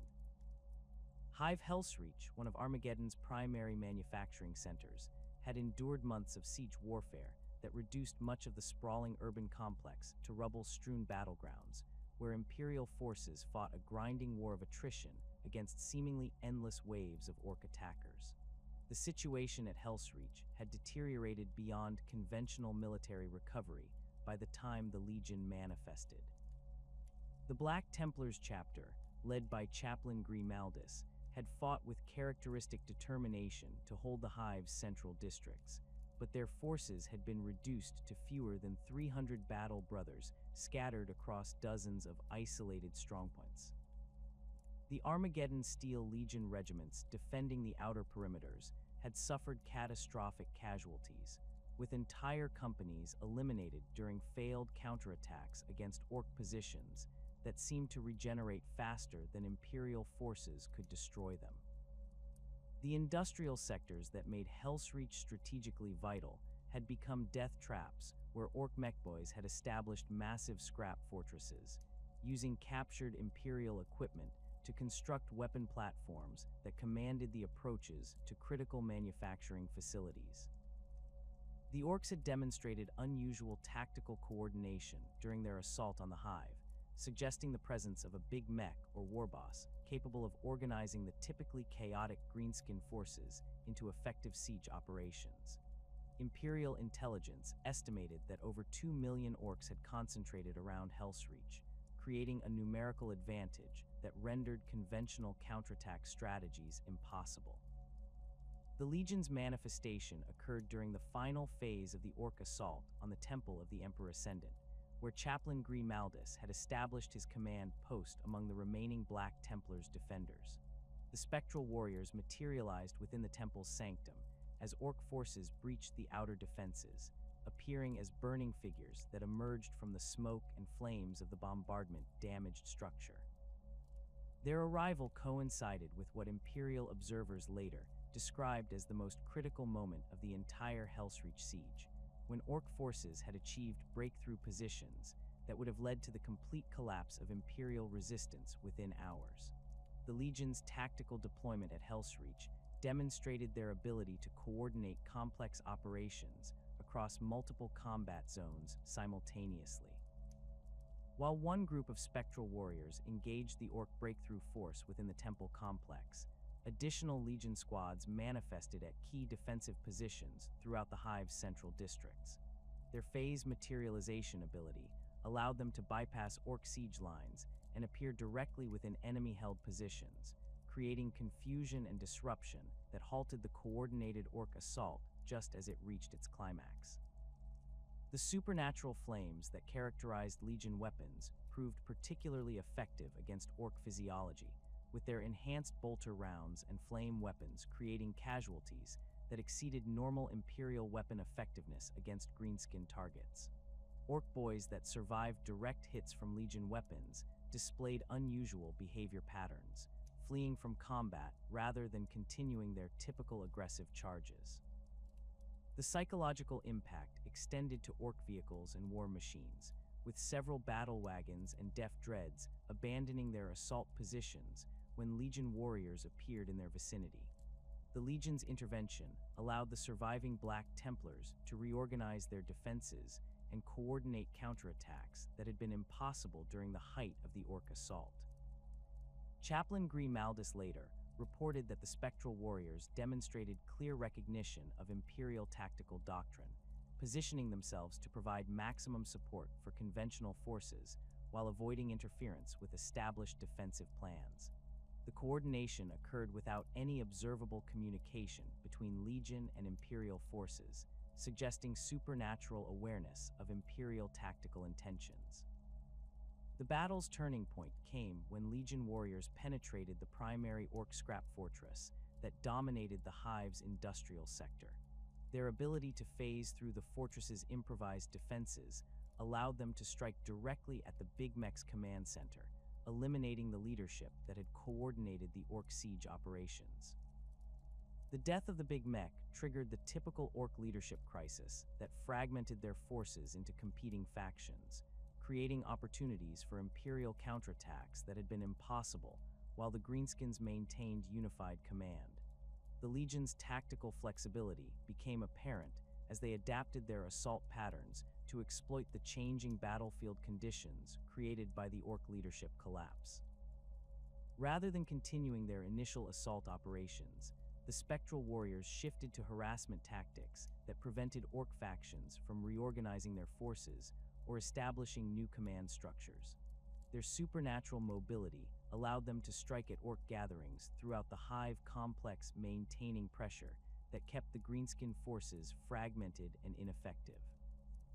The final phase of the Legion intervention involved coordinated operations with arriving Imperial reinforcements, including elements of the Salamander's chapter and additional Steel Legion regiments that had been redeployed from other sectors of the Armageddon campaign. The spectral warriors demonstrated ability to integrate their supernatural capabilities with conventional Imperial tactics, using their phase abilities to guide conventional forces through orc-held territory while avoiding the massive casualties that would have resulted from direct assault operations. The Legion's role in various orc invasions across the galaxy has revealed consistent patterns in their tactical approach to greenskin threats. Their interventions typically occur during situations where Orc forces have achieved numerical or positional advantages that threaten to overwhelm Imperial defenses through sheer mass rather than tactical sophistication. The Spectral Warriors appear to recognize that conventional Imperial tactics often prove inadequate against the chaotic but effective Orc warfare methods, leading them to employ their supernatural abilities to disrupt greenskin coordination and leadership structures. During the Was Scarjo that threatened the Mortarion system, Legion warriors manifested within the primary Orc space hulk just as it achieved orbital position over Mortarion Prime. Their ability to operate in vacuum conditions without life support equipment allowed them to conduct boarding operations that would have been impossible for conventional Imperial forces. The Spectral Warriors systematically eliminated Orc knobs and mech boys throughout the space hulk's interior, creating leadership vacuum that prevented coordinated planetary assault operations. The psychological impact of Legion presence on Orc forces has proven to be one of their most effective weapons against greenskin invasions. Unlike most Imperial forces, which Orcs view as entertaining opponents worthy of a good fight, the Spectral Warriors create genuine fear responses that override typical Orc aggression instincts. This fear effect appears to result from the Legion's supernatural nature rather than simple intimidation, suggesting that their otherworldly essence affects Orc psychology on levels that transcend normal battlefield psychology. The Legion's interventions against Chaos incursions have provided extensive documentation of their combat effectiveness against the Imperium's most dangerous enemies. Their battles against Wordbearer's forces during the Sabbat Worlds Crusade demonstrated their ability to counter Chaos Space Marine tactics while resisting the corruption effects that typically accompany prolonged exposure to Chaos forces. The Spectral Warriors showed complete immunity to the psychological warfare techniques that Wordbearers employ against conventional Imperial forces, maintaining perfect discipline and tactical coordination despite exposure to blasphemous rituals and demonic manifestations. The Battle of Hereticus Prime provided detailed evidence of Legion capabilities against entrenched Chaos positions. Wordbearer's forces had established a fortified shrine complex around a captured Imperial cathedral, using the sacred site to conduct rituals intended to summon demonic reinforcements. The Legion's manifestation within the shrine complex disrupted the ritual proceedings at the critical moment, preventing demonic materialization while engaging the Chaos Space Marines in close-quarters combat throughout the desecrated cathedral. The supernatural flames that consume Legion warriors proved particularly effective against Chaos corruption, burning away taint and mutation with purifying fire that appeared to cause spiritual damage to Chaos forces beyond mere physical harm. Wordbearer's Dark Apostles, who survived encounters with Legion warriors, reported persistent spiritual trauma that interfered with their ability to conduct Chaos rituals or commune with demonic entities. This purifying effect suggests that the Legion's supernatural nature directly opposes Chaos influence rather than simply resisting it. The Legion's tactical approach to Chaos incursions emphasizes rapid elimination of key targets rather than prolonged engagement with Chaos forces.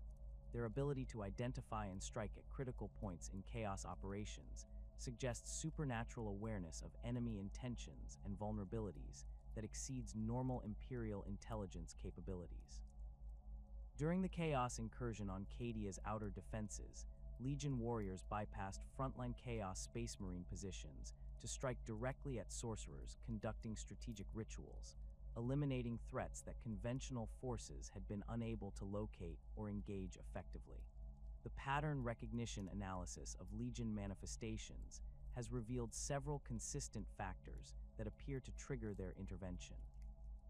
The most significant correlation involves situations where Imperial forces face annihilation despite displaying exceptional courage and dedication to their duty. The Legion consistently appears during moments when conventional Imperial forces have exhausted their tactical options, but continue fighting against overwhelming odds, suggesting that their manifestation responds to displays of Imperial valor rather than simple tactical necessity.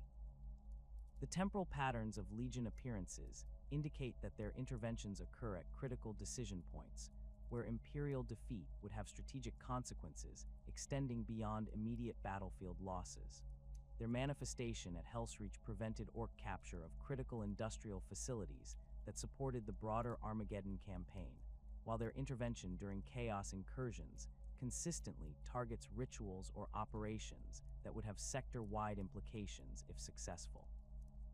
This strategic awareness suggests that the Legion possesses understanding of Imperial strategic priorities that extends beyond tactical battlefield conditions. Geographic analysis of Legion sightings reveals concentration patterns around strategically significant locations within the Imperium, including major industrial centers, shrine worlds, and systems that serve as critical supply routes for Imperial military operations. The spectral warriors appear more frequently in regions where Imperial defeat would create cascading effects that threaten multiple systems or sectors, indicating that their manifestation priorities align with broader Imperial strategic interests rather than local tactical considerations. The correlation between Legion appearances and the presence of specific Imperial units has become another area of intensive study. Their interventions show statistically significant correlation with battles involving Space Marine forces, particularly those from chapters with strong connections to Imperial faith and tradition.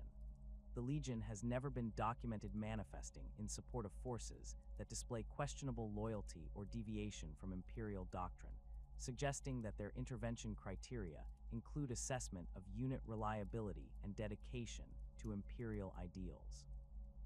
The intensity and duration of Legion interventions appears to correlate with the scale of the threat they address and the strategic importance of the engagement. Their brief appearance during minor skirmishes contrasts sharply with extended operations during major campaigns, suggesting that their supernatural essence can be sustained for longer periods when the stakes justify the expenditure of whatever energy or willpower enables their manifestation. This variable duration indicates conscious resource management rather than random supernatural phenomenon.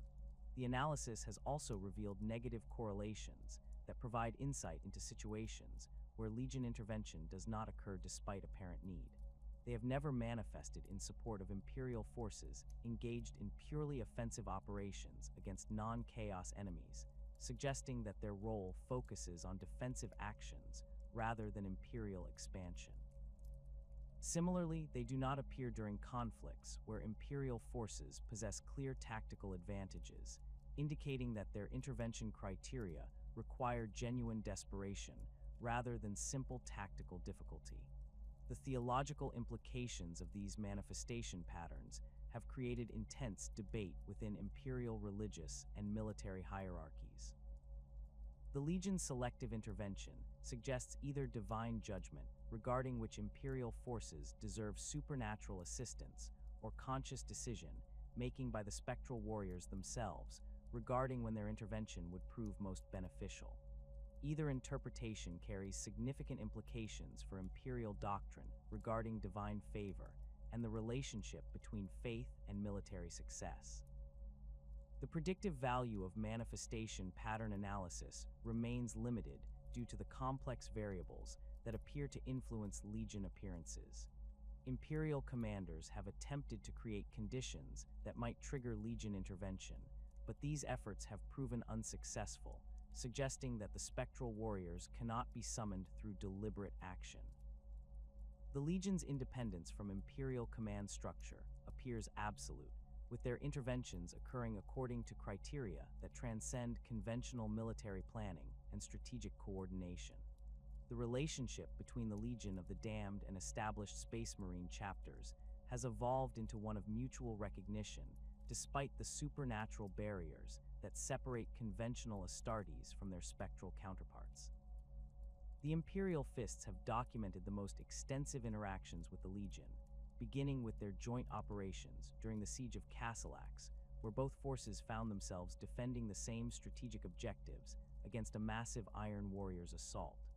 Captain Darneth Lysander reported that the Spectral Warriors demonstrated clear understanding of Imperial Fist's tactical doctrine, positioning themselves to complement rather than interfere with established defensive plans. The coordination occurred without any form of conventional communication, yet the Legion warriors anticipated Imperial Fist's movements with precision that suggested either supernatural awareness or retained knowledge of Codex Astartes principles. During the critical phase of the siege, when Iron Warrior's siege engines had breached the primary defensive wall, Legion squads materialized within the breach zone, just as Imperial Fist's assault squads prepared their counterattack.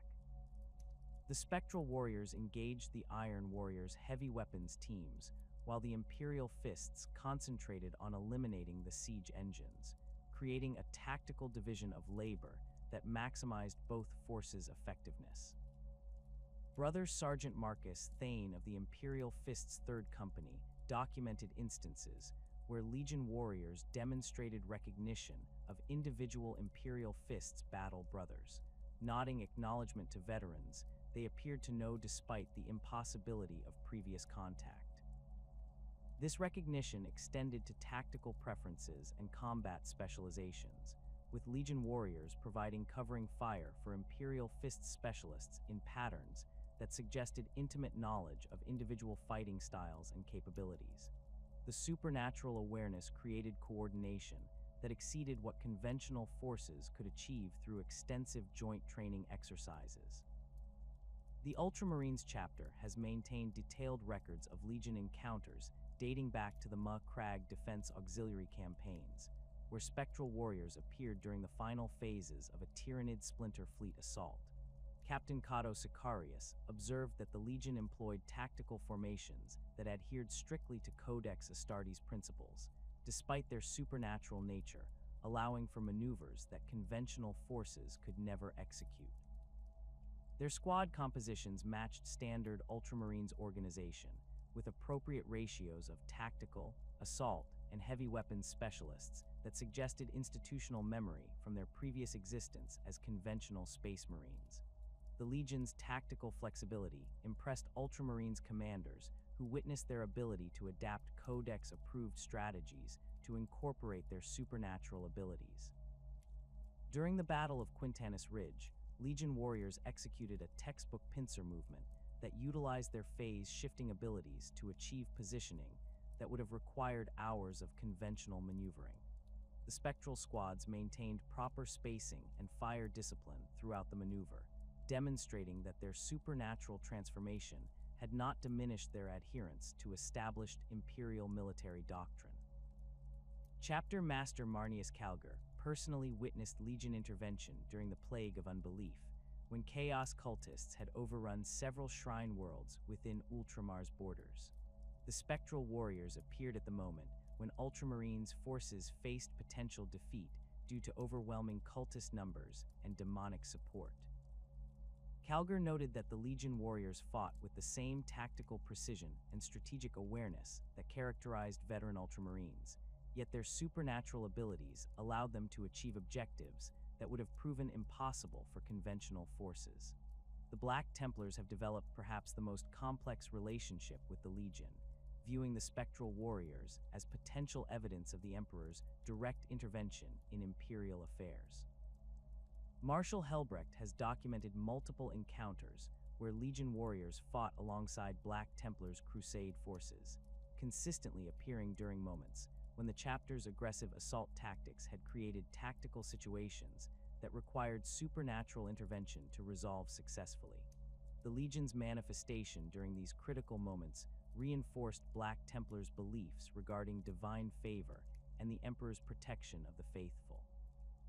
Chaplain Grimaldus of the Black Templars provided extensive testimony regarding Legion behavior during joint operations, noting that the Spectral Warriors demonstrated the same zealous dedication to destroying the Emperor's enemies that characterized his own chapter. The Legion warriors showed particular effectiveness against Chaos forces, with their supernatural flames appearing to cause spiritual damage that extended beyond physical harm. This purifying effect aligned with Black Templars' theological beliefs regarding the Emperor's power to cleanse corruption through righteous violence. The tactical integration between Black Templars and Legion forces reached its peak during the Celestine Crusade, where both groups found themselves besieging the same chaos stronghold from different approaches. The Legion's ability to phase through fortifications allowed them to eliminate defensive positions that would have required prolonged bombardment to overcome, creating opportunities for Black Templars' assault squads to penetrate the fortress interior.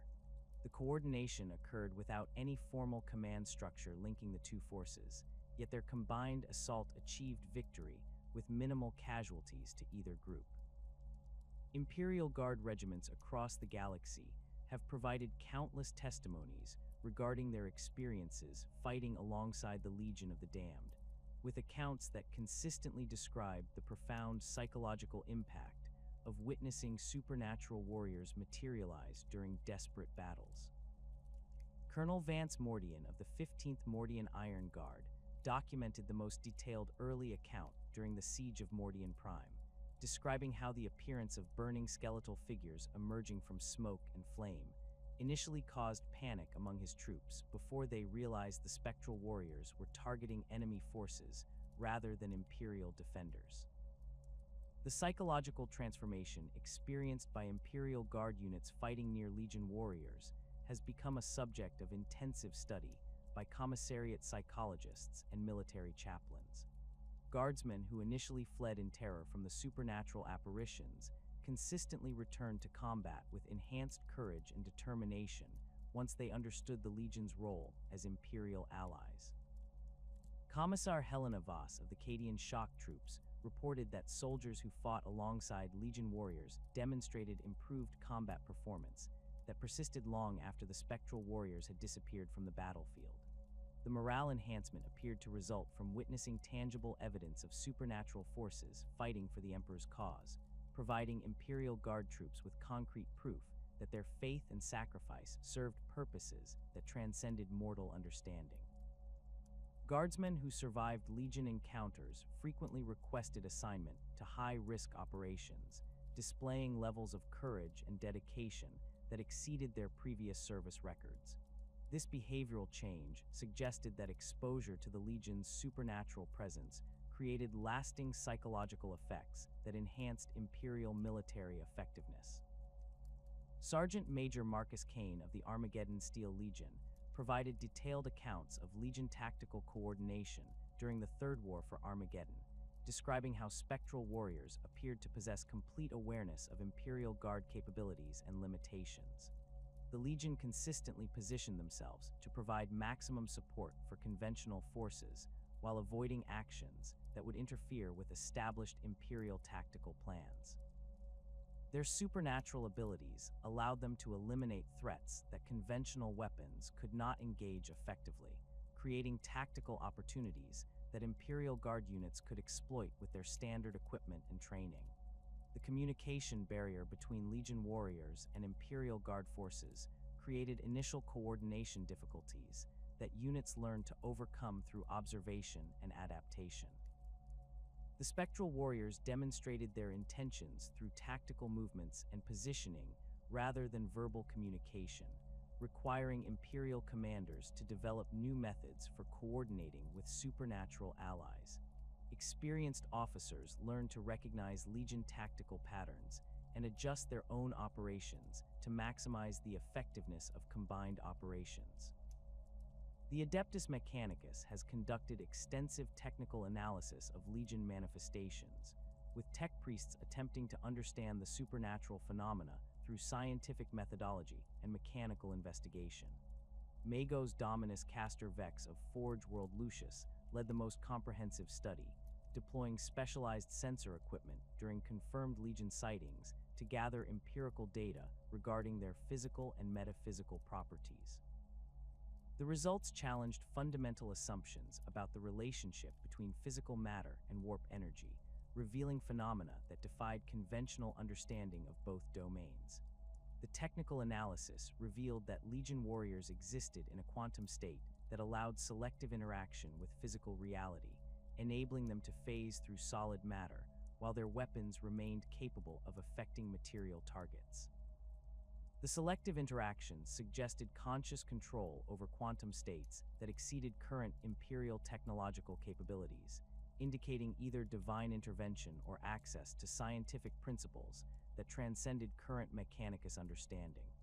The implications for Imperial technology development proved profound, though attempts to replicate Legion abilities through mechanical means have proven unsuccessful. Magos biologist Lucius Thane conducted detailed scans of areas where Legion warriors had manifested, detecting residual energy signatures that persisted long after the spectral figures had disappeared. The energy patterns displayed characteristics that suggested both warp origin and purification effects, creating readings that contradicted established theories regarding warp energy's inherently corrupting nature. The purified warp signatures indicated that some force was actively cleansing the chaotic energies, transforming them into something that served Imperial rather than Chaos interests. The technical investigation extended to analysis of battlefield evidence left behind after Legion interventions, including spent ammunition casings, weapon fragments, and environmental effects created by their supernatural flames. The physical artifacts retain traces of the energy signatures detected during active manifestations, providing tangible proof that the Legion's supernatural properties affected material objects in measurable ways.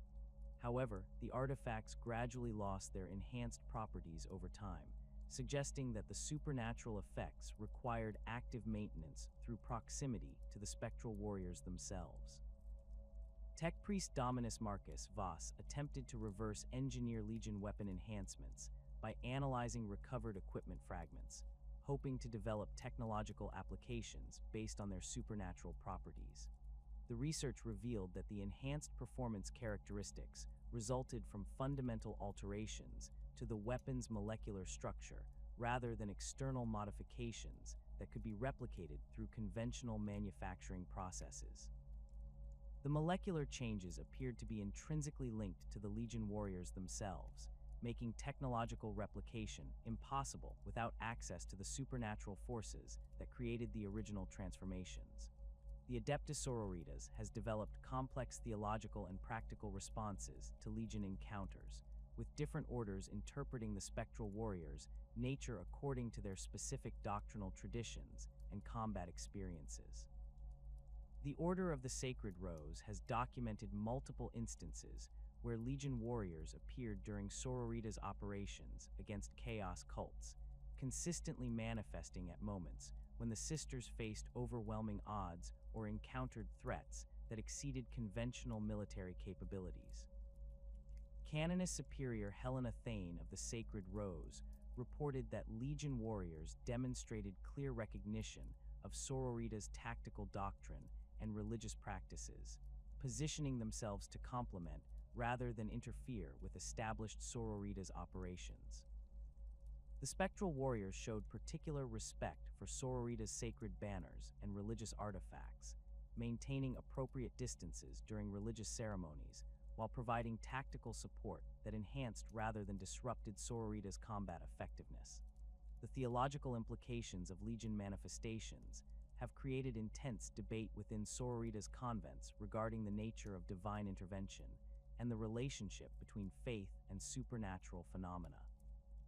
Some canonesses interpret the Legion as evidence of the Emperor's direct involvement in imperial military operations, viewing their appearance as divine reward for exceptional faith and dedication.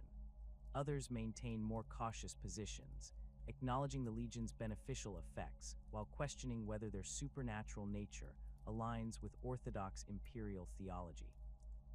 Sister Superior Cassia Vex of the Order of the Bloody Rose provided detailed testimony regarding Legion combat effectiveness against Chaos forces, noting that the spectral warriors' supernatural flames appeared to cause spiritual damage that conventional Sororitas' weapons could not inflict. The purifying fire burned away Chaos corruption and mutation, creating tactical opportunities that allowed Sororitas' squads to eliminate threats that would have required prolonged engagement with conventional weapons. The enhanced effectiveness against Chaos enemies reinforced Sororitas' beliefs regarding the importance of faith-based warfare against the enemies of humanity. The Inquisition has maintained extensive files regarding Legion encounters, with different ordos developing varying interpretations of the spectral warrior's nature and significance. Inquisitor Lord Marcus Thorne of the Ordo Malleus has conducted the most comprehensive investigation, interviewing hundreds of witnesses and analyzing battlefield evidence from across the galaxy. His findings consistently indicate that the Legion demonstrates no signs of chaos, corruption, or demonic influence, instead displaying what he describes as purified warp essence that actively opposes chaos forces. The investigation revealed that Legion manifestations correlate strongly with moments of exceptional Imperial faith and sacrifice, suggesting that their appearance responds to displays of devotion rather than simple tactical necessity. Inquisitor Thorne documented instances where Imperial forces facing annihilation continued fighting despite hopeless odds, with Legion intervention occurring at the precise moment when conventional military logic would dictate surrender or retreat. The correlation between faith-based determination and supernatural intervention provided evidence supporting theories regarding divine response to exceptional Imperial devotion. Ordo Hereticus investigations have focused on the theological implications of Legion manifestations, examining whether their supernatural nature constitutes acceptable divine intervention or potentially heretical deviation from orthodox Imperial doctrine.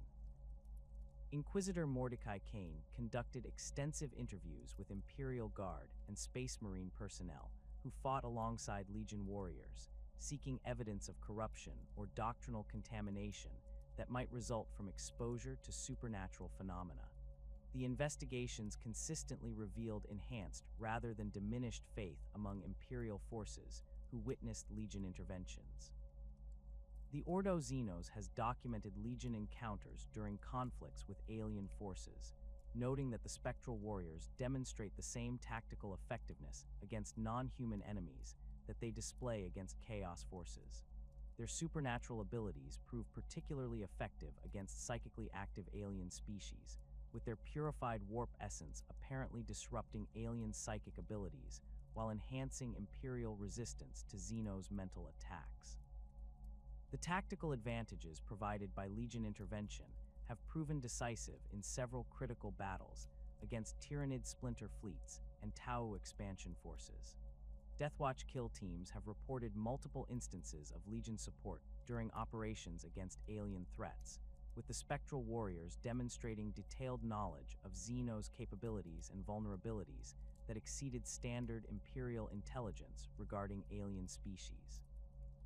The Legion's tactical awareness suggested either supernatural omniscience or access to information sources that transcended normal Imperial intelligence gathering capabilities. Their interventions consistently targeted alien weaknesses that Deathwatch specialists had been unable to identify or exploit through conventional means. The cumulative testimony from Imperial forces across all branches of service has created a comprehensive picture of Legion capabilities and behavior patterns that transcends individual unit experiences or doctrinal interpretations.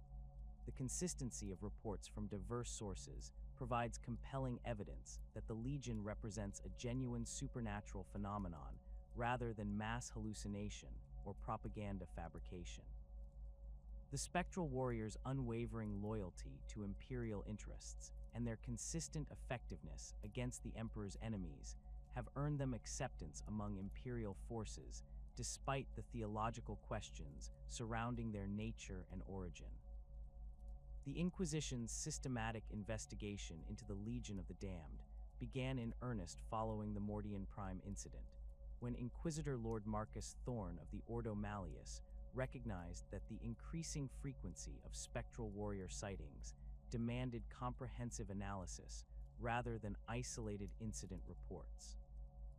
The establishment of classification Omega-7 protocols created a galaxy-wide network for collecting and analyzing Legion encounters, with specialized inquisitorial teams deployed to investigate manifestation sites within standard Terran days of reported sightings. The investigation quickly revealed that conventional Imperial record-keeping systems had failed to capture the full scope of Legion activities, with scattered reports dating back centuries that had been dismissed as battlefield hallucinations or propaganda fabrications. Inquisitor Thorne's initial research focused on establishing baseline criteria for authentic Legion encounters, separating genuine spectral warrior manifestations from the numerous false reports generated by Imperial forces desperate for supernatural assistance. The verification process required detailed analysis of battlefield evidence, witness testimony correlation, and technical investigation of residual energy signatures left behind after Legion appearances.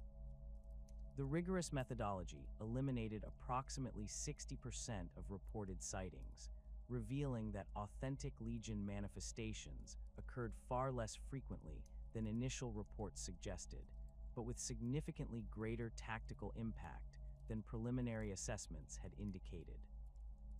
The classified files maintained within the Inquisition's Omega-7 archives contain detailed technical specifications for detecting and analyzing Legion manifestations, including specialized equipment designed by the Adeptus Mechanicus specifically for supernatural phenomenon investigation. The detection arrays utilize modified Auspex scanners calibrated to identify the unique energy signatures associated with Legion appearances, creating sensor networks around strategically important Imperial worlds where spectral warrior intervention might prove decisive. The early warning systems have achieved limited success in predicting Legion manifestations, though the spectral warrior's unpredictable nature continues to confound attempts at reliable forecasting.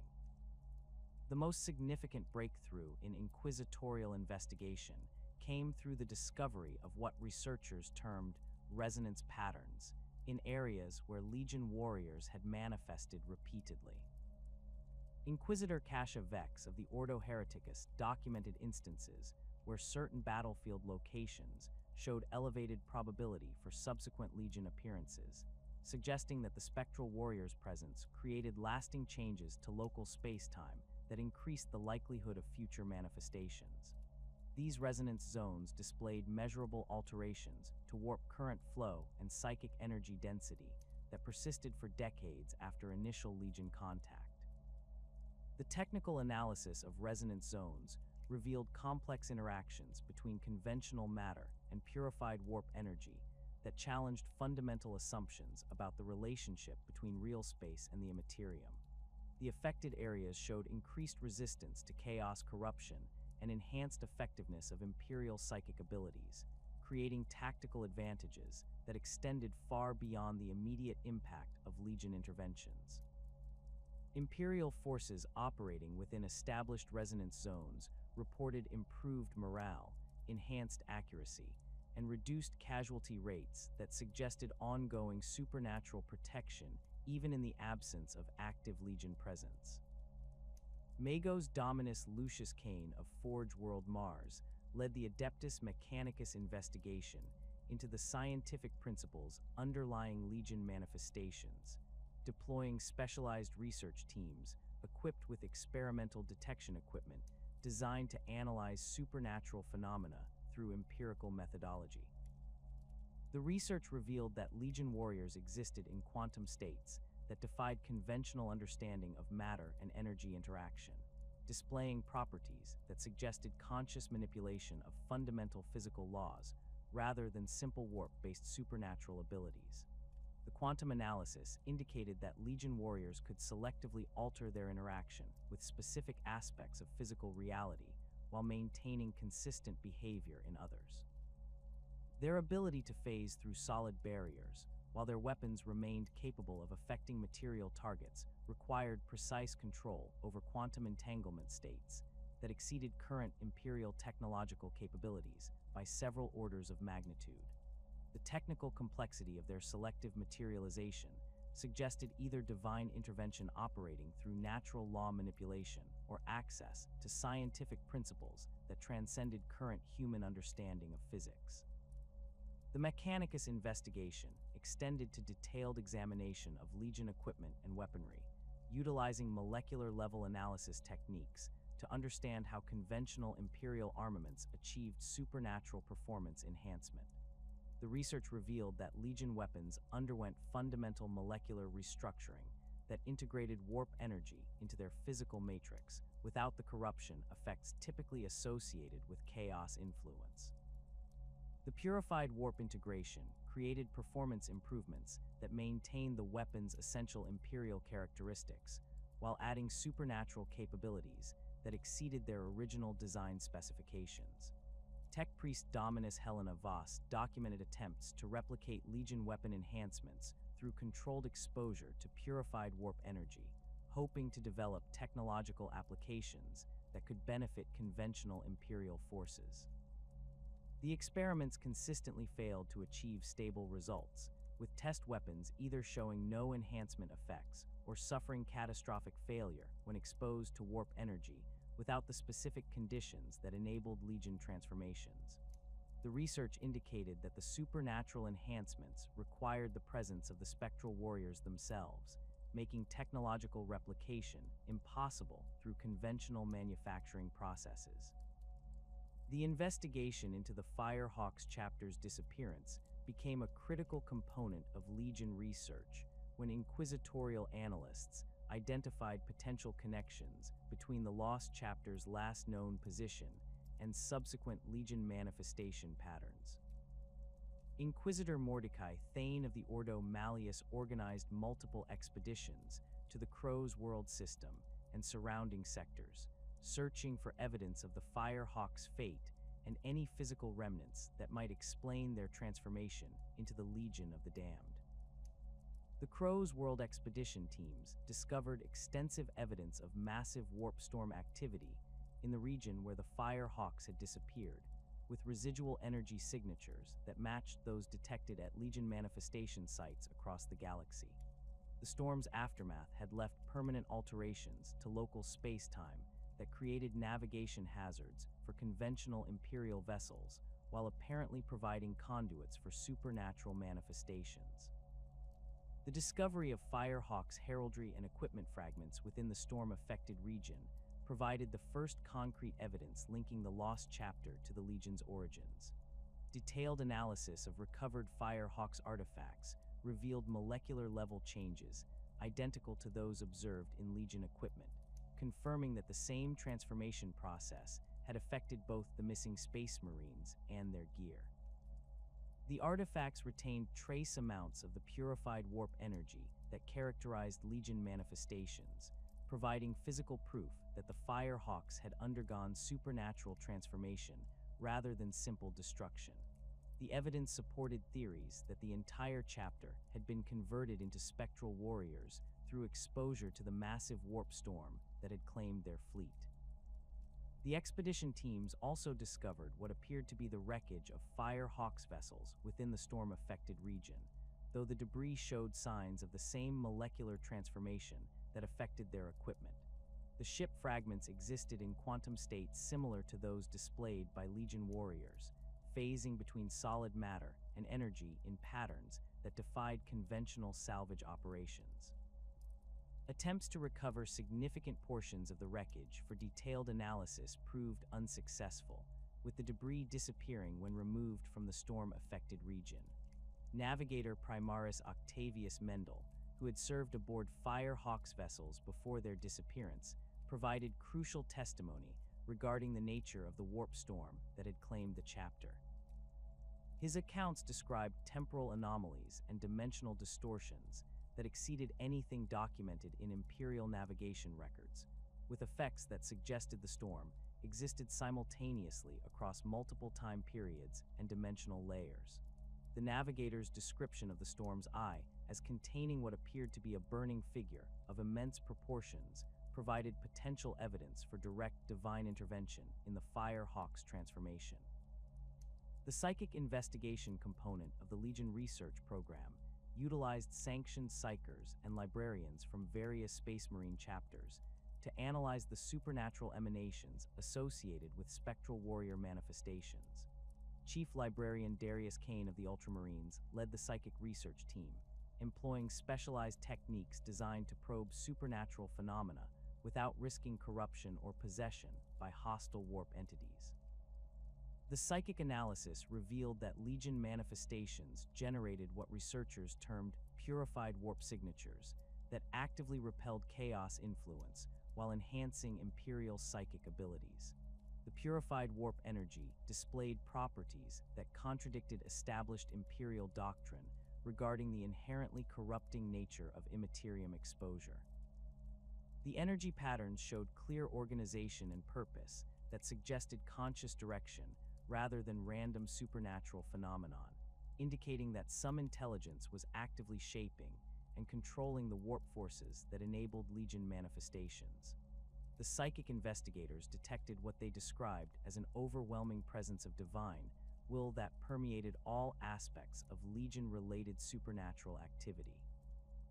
Librarian Kane's team documented instances where prolonged exposure to Legion manifestations enhanced the psychic abilities of Imperial personnel, creating temporary improvements in telepathic communication, precognitive awareness, and resistance to hostile psychic attacks.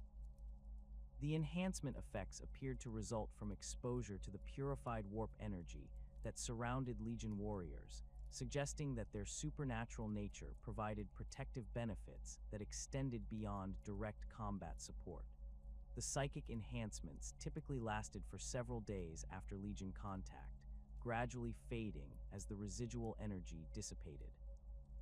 The investigation into Legion warp signatures revealed complex harmonic patterns that suggested the spectral warriors maintained some form of collective consciousness or shared psychic network. The harmonic resonance enabled instantaneous coordination across vast distances without conventional communication methods, explaining their ability to execute complex tactical maneuvers with supernatural precision.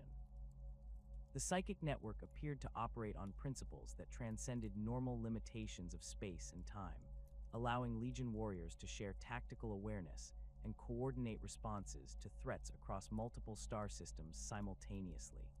The Ordo Xeno's contribution to Legion research focused on analyzing their effectiveness against alien threats and the specific mechanisms by which their supernatural abilities countered non-human psychic powers.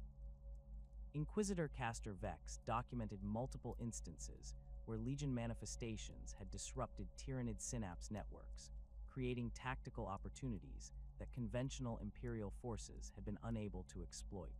The spectral warriors' purified warp essence appeared to interfere with the psychic connections that enabled Tyrannid coordination, causing temporary fragmentation of Hive fleet elements that allowed Imperial forces to achieve victories against overwhelming numerical odds.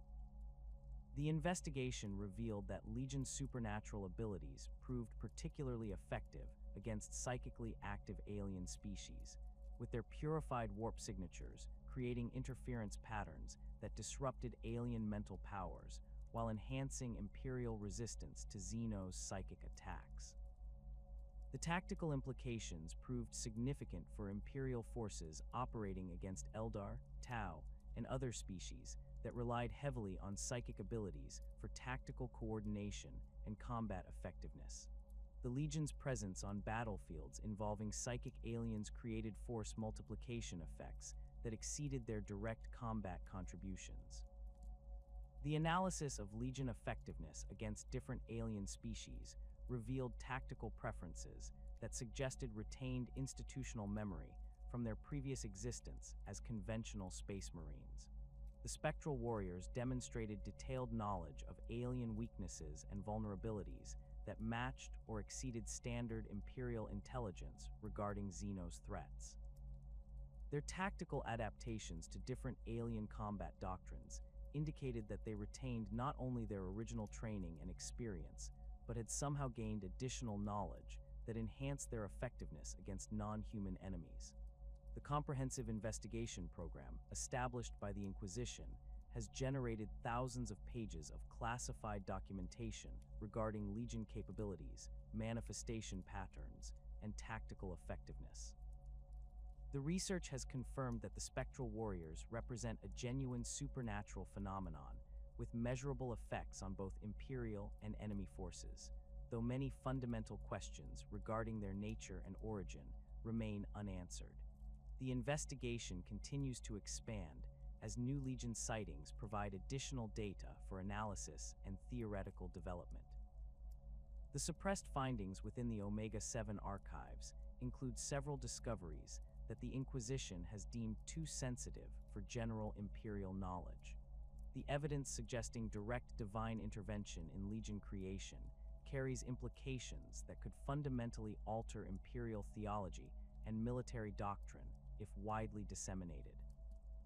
The documentation of purified warp energy that serves Imperial interests without corruption affects challenges basic assumptions about the nature of the immaterium that form the foundation of current Imperial policy regarding psychic phenomena and warp travel.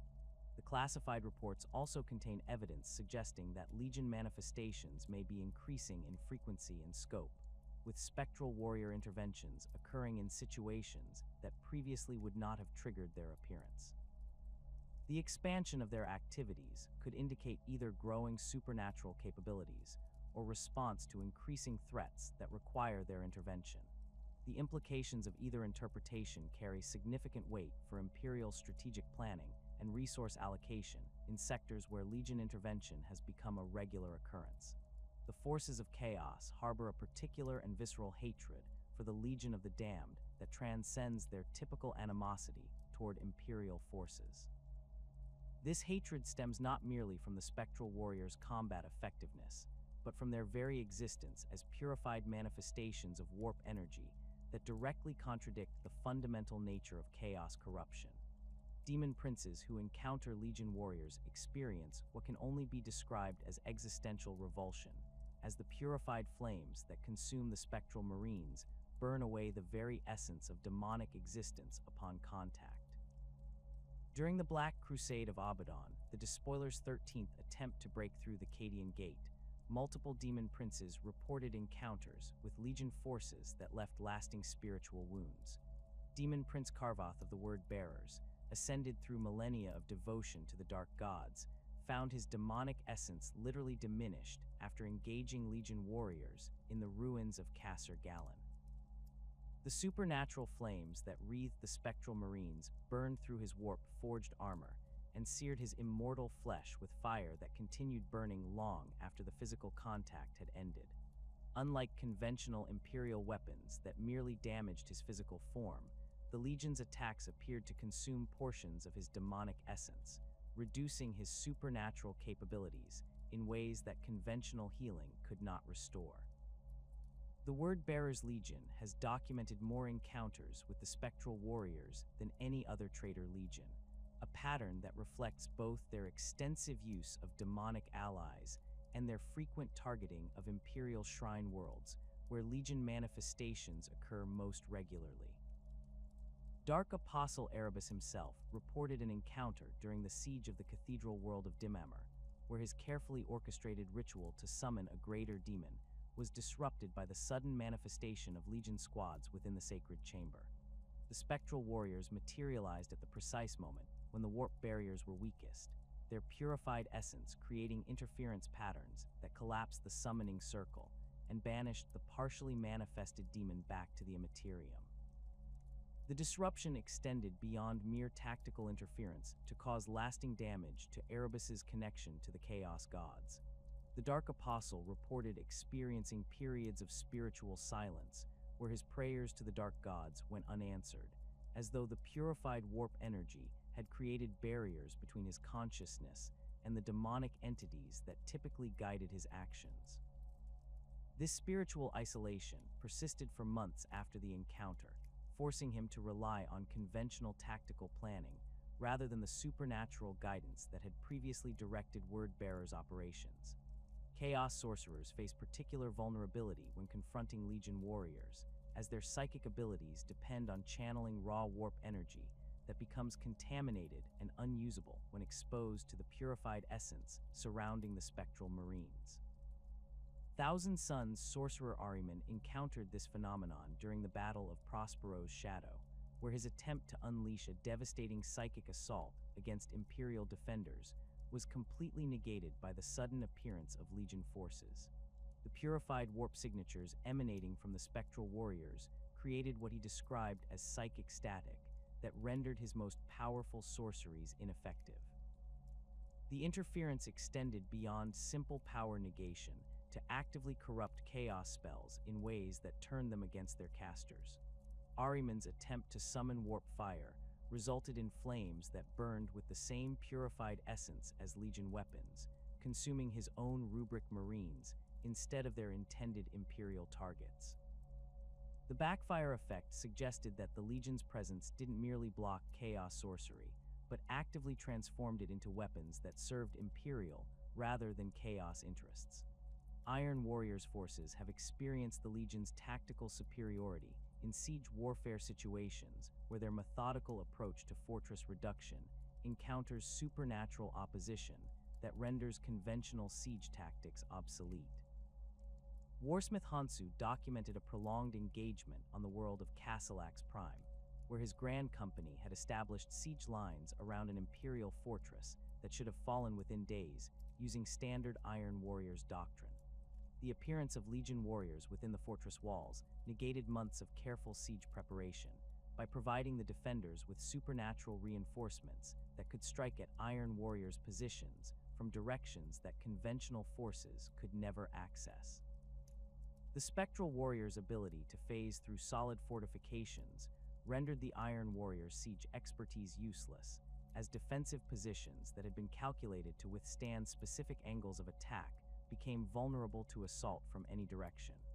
The Legion's supernatural mobility allowed them to bypass kill zones, eliminate heavy weapons positions, and strike at command bunkers that had been positioned according to conventional tactical doctrine. Hansu's siege engines found themselves under attack from enemies who could appear within their protective armor, eliminating crews and sabotaging mechanisms with impunity. The psychological impact on Iron Warriors' forces proved as devastating as the tactical disadvantages. The Legion's methodical destruction of carefully planned siege positions created doubt among Iron Warriors regarding the effectiveness of their traditional warfare doctrines. Warriors who had spent centuries perfecting siegecraft found their expertise rendered meaningless against enemies who could ignore the fundamental principles of fortification and assault that defined Iron Warriors' identity. Emperor's Children forces display particular revulsion toward Legion warriors, as the Spectral Marine's skeletal appearance and burning essence represent everything that the Slaanesh devoted Legion finds aesthetically abhorrent. The Legion's immunity to the sensory, overload tactics that Emperor's Children employ against conventional enemies creates tactical situations where the Chaos Marines find their primary weapons ineffective. Noise Marines who attempt to use sonic weapons against Legion forces discover that the Spectral Warriors show no response to auditory assault, advancing through devastating sound waves that would incapacitate normal Space Marines. The Emperor's Children's pursuit of perfection through excess encounters its antithesis in the Legion's purified existence. Where Chaos Marines seek enhancement through mutation and demonic gifts, the Spectral Warriors represent purification through divine transformation. This fundamental opposition creates spiritual conflict that extends beyond tactical engagement to challenge the core beliefs that drive Emperor's Children behavior. Several Emperor's Children champions have reported experiencing what they describe as existential crisis after surviving encounters with Legion forces, questioning whether their pursuit of perfection through chaos corruption represents advancement or degradation. World Eater's Berserkers face unique challenges when confronting Legion warriors, as their reliance on rage and bloodlust proves ineffective against enemies who cannot be intimidated or demoralized. The Khorne-blessed Chaos Marines depend on fear responses and pain reactions to fuel their combat effectiveness, but Legion warriors display no such vulnerabilities. The Spectral Marines advance through World Eater's assaults with the same methodical precision they demonstrate against all enemies, showing no response to the psychological warfare that typically accompanies Berserker charges. Karn the Betrayer himself encountered Legion forces during the Siege of Vrax, where his personal combat prowess met supernatural opposition that challenged his reputation as an unstoppable killing machine. The Legion warrior who engaged him in single combat demonstrated fighting skills that matched his own legendary abilities, while possessing supernatural resilience that rendered many of his most effective techniques useless. The duel lasted for nearly an hour, with Karn unable to achieve the quick victory that characterized his typical combat encounters. The engagement revealed that Legion warriors retain not only their original Space Marine combat training, but have gained supernatural enhancements that elevate their fighting capabilities beyond mortal limitations. The Spectral Marine's chainsword burned with purified warp fire that cut through Karn's chaos-enhanced armor, while his own attacks passed harmlessly through his opponent when the Legion warrior phased into incorporeal form. The tactical flexibility provided by selective materialization created combat scenarios that even Karn's extensive experience could not adequately address. Night Lord's forces find their terror tactics completely ineffective against Legion warriors, as the Spectral Marines display no fear responses to the psychological warfare that defines Night Lord's combat doctrine. The Chaos Legion's reliance on intimidation and horror to weaken enemies before physical engagement encounters supernatural opposition that cannot be influenced by conventional terror techniques. Night Lords who attempt to use fear as a weapon against Legion forces discover that their primary tactical advantage has been completely negated. The Night Lord's use of stealth and surprise tactics also proves ineffective against enemies who possess supernatural awareness that transcends normal sensory limitations. Legion warriors detect Night Lord's infiltration attempts with precision that suggests omniscient battlefield awareness, responding to threats that conventional forces would never notice until too late. The supernatural detection capabilities force Night Lords to abandon their preferred tactics and engage in direct combat where their advantages disappear. Alpha Legion operatives face perhaps the greatest challenge when confronting Legion forces, as their complex infiltration strategies and identity manipulation tactics prove useless against enemies who appear to possess supernatural knowledge of their true nature. The Spectral Warriors demonstrate ability to identify Alpha Legion operatives regardless of their disguises or cover identities, suggesting either divine omniscience or access to information sources that transcend conventional intelligence gathering. Multiple Alpha Legion cells have reported mission failures when Legion warriors appeared at critical moments to eliminate operatives whose identities should have been perfectly concealed. The Legion's apparent immunity to Alpha Legion psychological manipulation extends to their resistance against misinformation campaigns and strategic deception operations, where conventional Imperial forces might be confused or misdirected by Alpha Legion tactics. The Spectral Warriors maintain perfect clarity regarding their objectives and enemy identification.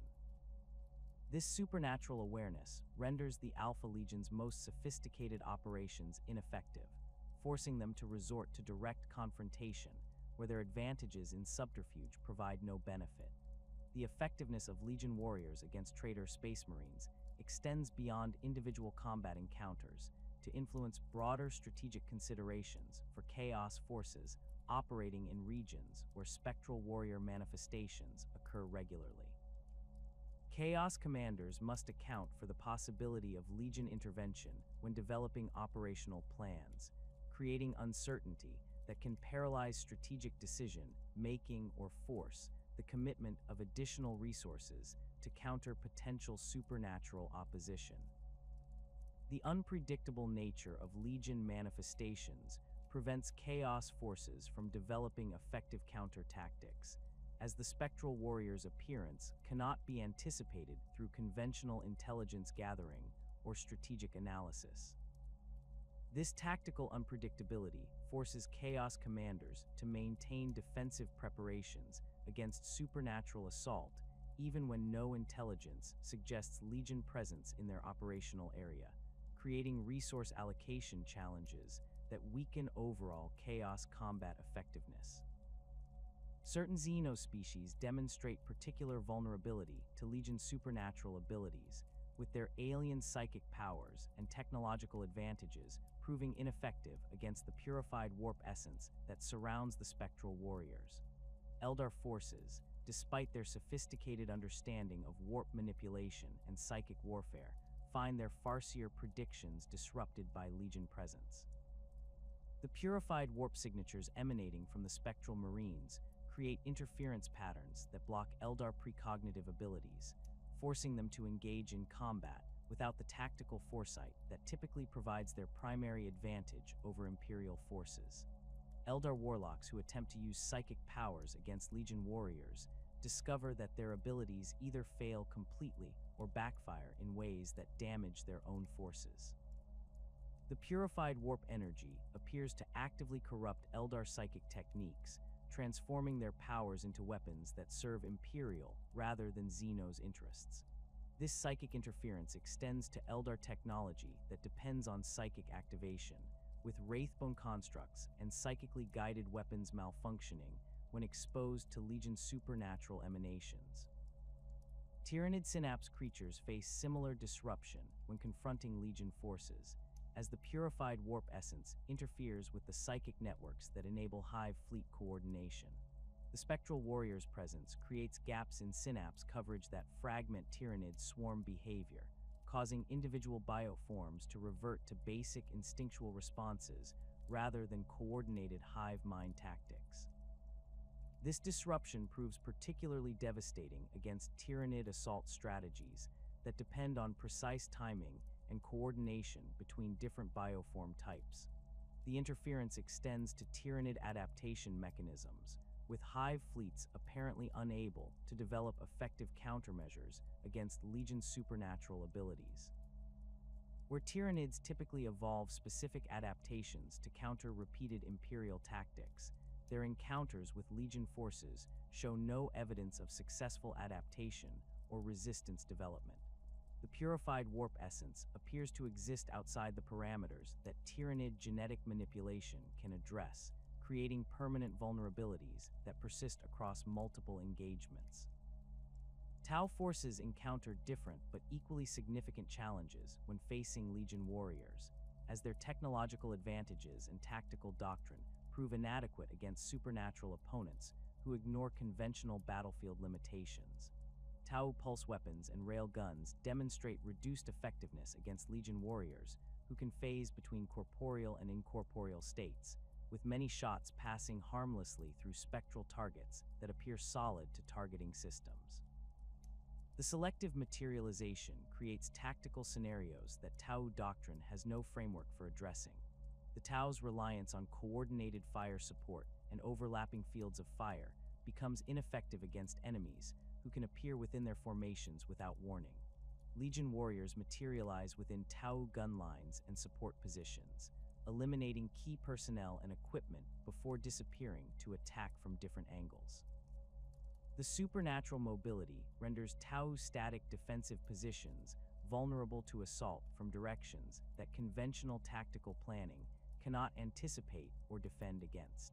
Orc forces display the most dramatic psychological responses to Legion encounters, with even the most aggressive and fearless greenskins showing uncharacteristic reluctance to engage the spectral warriors. The supernatural flames and skeletal appearance of Legion Marines create terror responses that override typical orc aggression instincts, causing Wa energy to dissipate as individual orcs lose confidence in their ability to achieve victory through violence. This psychological impact proves particularly devastating to orc morale, as their entire society depends on the belief that bigger and more violent approaches will eventually succeed.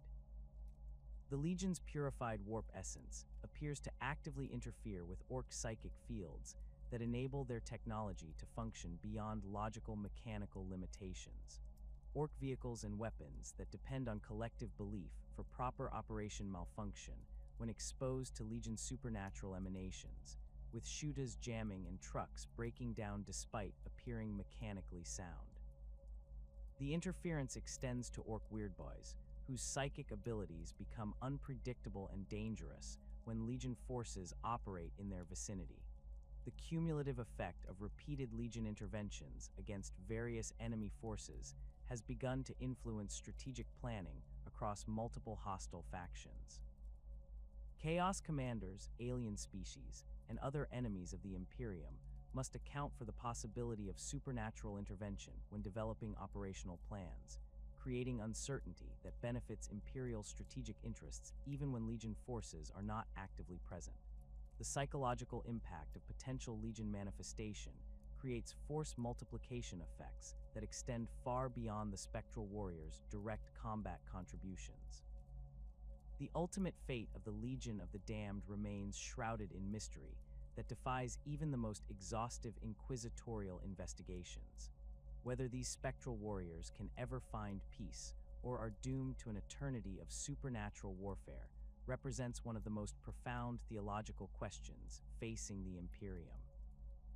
The evidence suggests that their transformation into beings of purified warp energy has created an existence that transcends normal concepts of life and death, trapping them in a state of perpetual service that may continue until the galaxy itself faces its final judgment.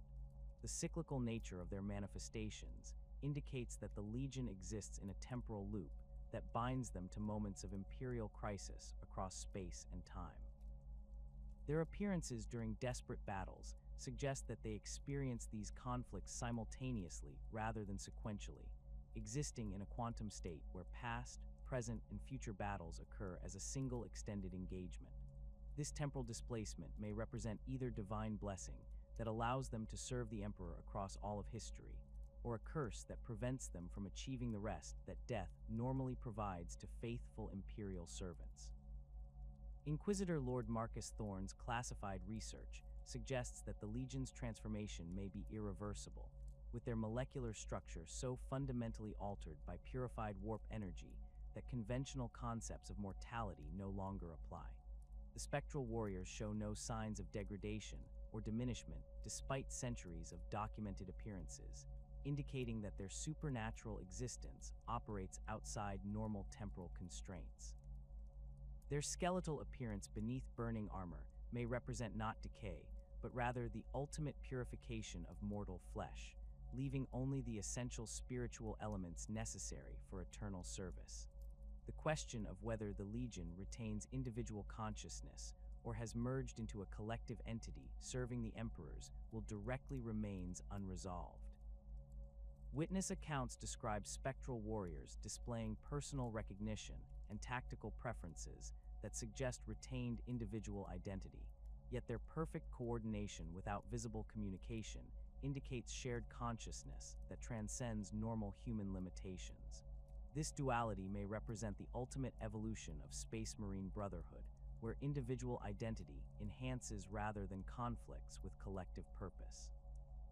The theological implications extend to fundamental questions about the nature of sacrifice and service in Imperial doctrine.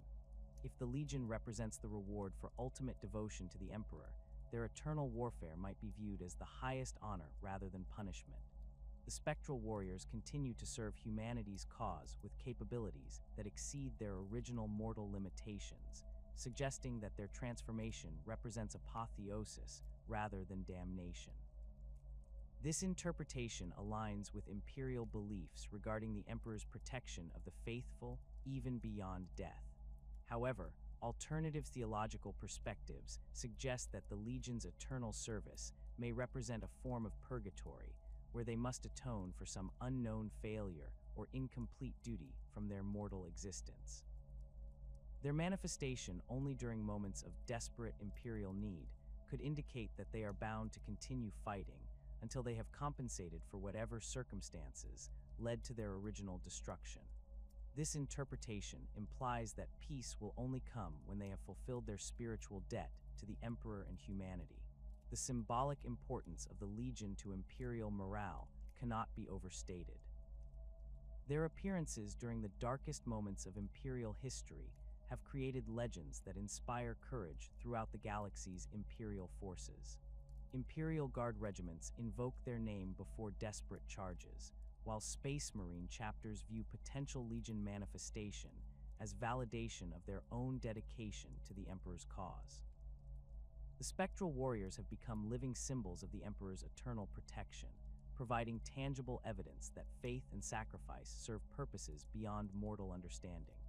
The legends surrounding Legion interventions have evolved into a complex mythology that influences imperial military culture across multiple sectors. Stories of their appearances are passed down through generations of Imperial Guard families, with each retelling adding new details that enhance their supernatural reputation. These legends serve practical psychological purposes, providing hope during desperate situations, while reinforcing the importance of continued resistance against overwhelming odds. The knowledge that supernatural reinforcements might appear at critical moments encourages Imperial forces to maintain combat effectiveness, even when conventional tactical analysis suggests defeat is inevitable. The Legion's influence extends beyond immediate battlefield morale to shape broader Imperial strategic thinking. Military commanders factor potential spectral warrior intervention into their operational planning, maintaining aggressive postures in situations where conventional wisdom would dictate defensive consolidation. This strategic confidence has enabled Imperial forces to achieve victories that would have been impossible without the psychological support provided by potential Legion manifestation. The Spectral Warrior's reputation creates force multiplication effects that benefit Imperial operations even when they do not actually appear. The cultural impact of Legion legends has penetrated civilian Imperial society, with shrine worlds dedicating chapels to the Spectral Warriors and Imperial citizens offering prayers for their intervention during times of crisis. The ecclesiarchy has struggled to develop official doctrine regarding appropriate veneration of the Legion, balancing recognition of their service against concerns about worshipping entities whose nature remains theologically ambiguous. The popular devotion to the Legion reflects deeper Imperial needs for supernatural protection in a galaxy filled with existential threats. The connection between the Legion and other mysterious Imperial phenomena represents one of the most intriguing aspects of their existence. Their purified warp signatures show similarities to energy patterns detected around living saints, suggesting that both phenomena may draw from the same divine source. The Emperor's psychic presence, emanating from the Golden Throne across the galaxy, appears to influence both manifestations in ways that suggest conscious direction rather than random supernatural occurrence. The Astronomican's guiding light demonstrates fluctuations that correlate with major Legion manifestations, indicating potential connections between the Emperor's psychic projection and the Spectral Warrior's appearances. These correlations suggest that Legion interventions may draw directly from the Emperor's psychic energy, with each manifestation representing a focused application of divine will directed towards specific tactical situations. The energy expenditure required for such interventions could explain their relative rarity and the careful selection of circumstances that trigger their appearance. Imperial saints throughout history have reported visions that include burning skeletal figures fighting alongside Imperial forces, providing potential evidence that the Legion exists within the same spiritual realm that produces saintly manifestations. The shared visual elements between saint visions and Legion encounters suggest that both phenomena represent different aspects of the Emperor's divine intervention in mortal affairs. The Spectral Warriors may serve as the Emperor's military instruments, while saints provide spiritual guidance and inspiration. The warp itself shows measurable changes in regions where Legion manifestations occur frequently, with areas of purified space that resist chaos corruption and enhance Imperial psychic abilities. These sanctified zones may represent permanent alterations to the Immaterium structure, creating stable passages through which the Emperors can manifest more easily. The expansion of these purified regions could indicate that the Legion's activities are gradually transforming the warp itself, creating conditions that will eventually enable more direct divine intervention in galactic affairs.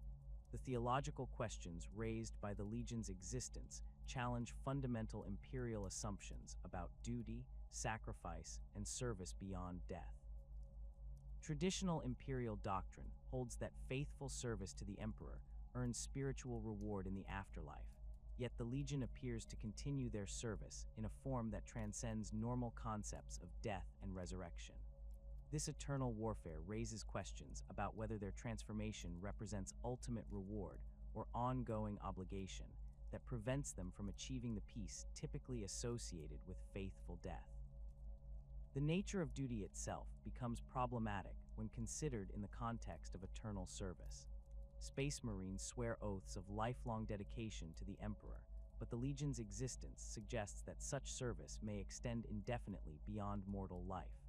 The implications for current Imperial forces are profound, as the possibility of supernatural continuation of service could fundamentally alter how Space Marines and Imperial Guard approach their military obligations. The knowledge that death may not end their duty could either inspire greater dedication or create existential anxiety about the true cost of Imperial service. The concept of sacrifice takes on new meaning when viewed through the lens of Legion existence. Traditional Imperial doctrine presents death in service to the Emperor as the ultimate sacrifice that earns spiritual reward, yet the Legion appears to have transcended death while continuing to sacrifice themselves repeatedly in supernatural battles. Their eternal service may represent sacrifice that never ends, with each manifestation requiring them to risk their spiritual existence for Imperial victory. This perpetual sacrifice could be viewed as either supreme dedication or cosmic injustice that traps faithful servants in endless warfare. The philosophical implications extend to questions about free will and divine compulsion in Imperial service. The Legion's perfect coordination and unwavering dedication to Imperial causes suggests that their transformation may have eliminated individual choice in favor of absolute obedience to divine will. This loss of autonomy could represent either spiritual perfection that aligns personal desire with divine purpose, or a form of spiritual enslavement that reduces individual Marines to instruments of supernatural warfare without personal agency. The relationship between faith and supernatural manifestation becomes particularly complex when examining Legion appearances. Their interventions consistently occur during moments when Imperial forces display exceptional faith and determination despite hopeless odds, suggesting that belief itself may influence the likelihood of divine intervention. This correlation implies that the Emperor's protection responds to displays of faith rather than operating according to predetermined divine plans, making Legion manifestation partially dependent on human spiritual dedication. The question of whether Legion warriors retain their original personalities and memories adds another layer of theological complexity. Evidence suggests they recognize individual Imperial personnel and demonstrate tactical preferences consistent with their original chapter identity, indicating that transformation preserved rather than erased their individual characteristics. This retention of identity within supernatural service suggests that the Emperor values the unique contributions of individual servants rather than seeking to create uniform instruments of divine will. The Legion's resistance to chaos corruption, while existing as warp-based entities, challenges traditional Imperial understanding of the Immaterium's inherently corrupting nature. Their purified warp essence demonstrates that divine will can sanctify even the most dangerous aspects of supernatural existence, creating entities that serve Imperial interests without succumbing to chaos influence. This purification process may represent the ultimate goal of Imperial spiritual development, where faithful service eventually enables complete resistance to corruption. As the 42nd millennium unfolds with new threats emerging across the galaxy, the Legion of the Damned continues to manifest at critical moments, their burning forms materializing wherever Imperial forces face annihilation in service to the Emperor. Whether they represent eternal reward or endless burden, divine blessing or cosmic curse, their legacy remains one of unwavering service that transcends death itself.